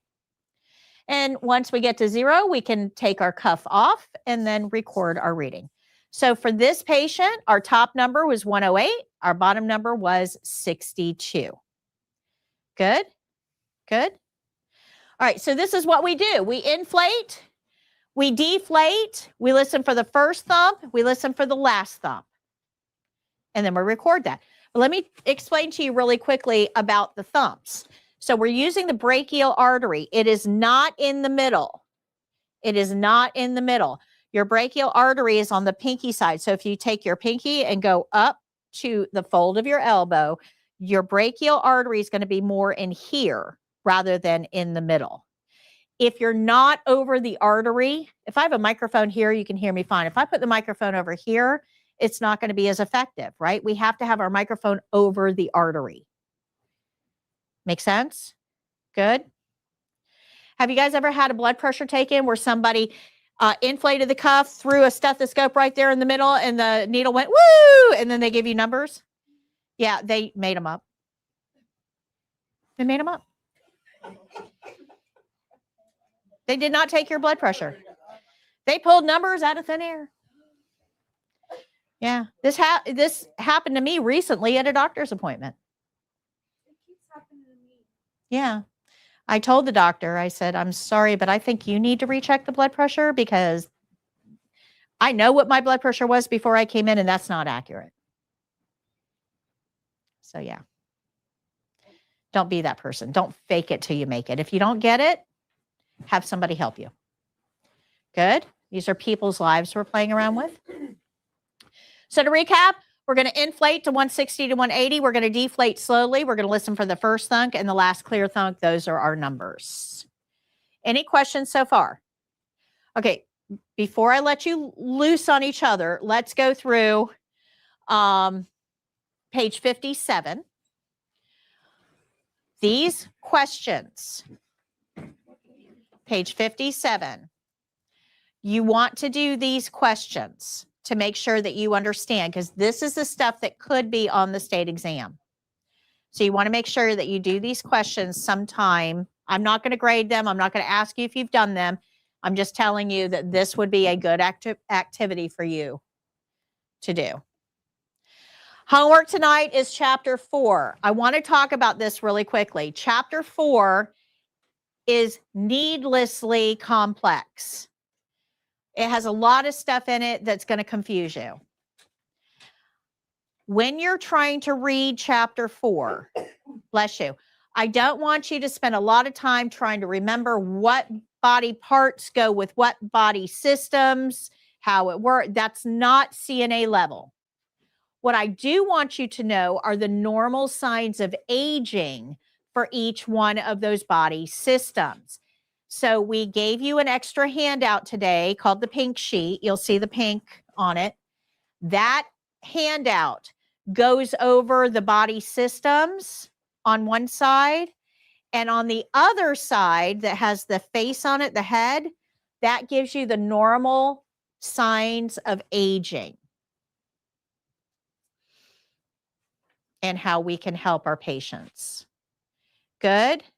So that's an extra handout specifically for chapter 4, because chapter 4 really confuses my students.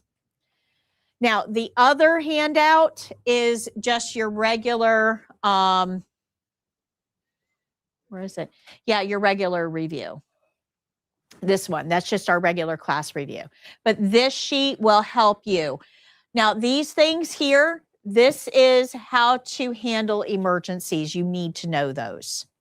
What to do in an emergency. Because in an emergency, we can't stop and ask the nurse. It's an emergency. It requires action now. So make sure that you know these things. Okay? Good? Good? Okay. So we have not quite 10 minutes. I want you to practice, okay, on each other. So I want you to put a blood pressure cuff on your partner, whoever you're working with. I want you to inflate the cuff. I want you to deflate the cuff. I want you to use your stethoscope the right way and see if you can hear thumps. Okay? And that'll be the rest of today.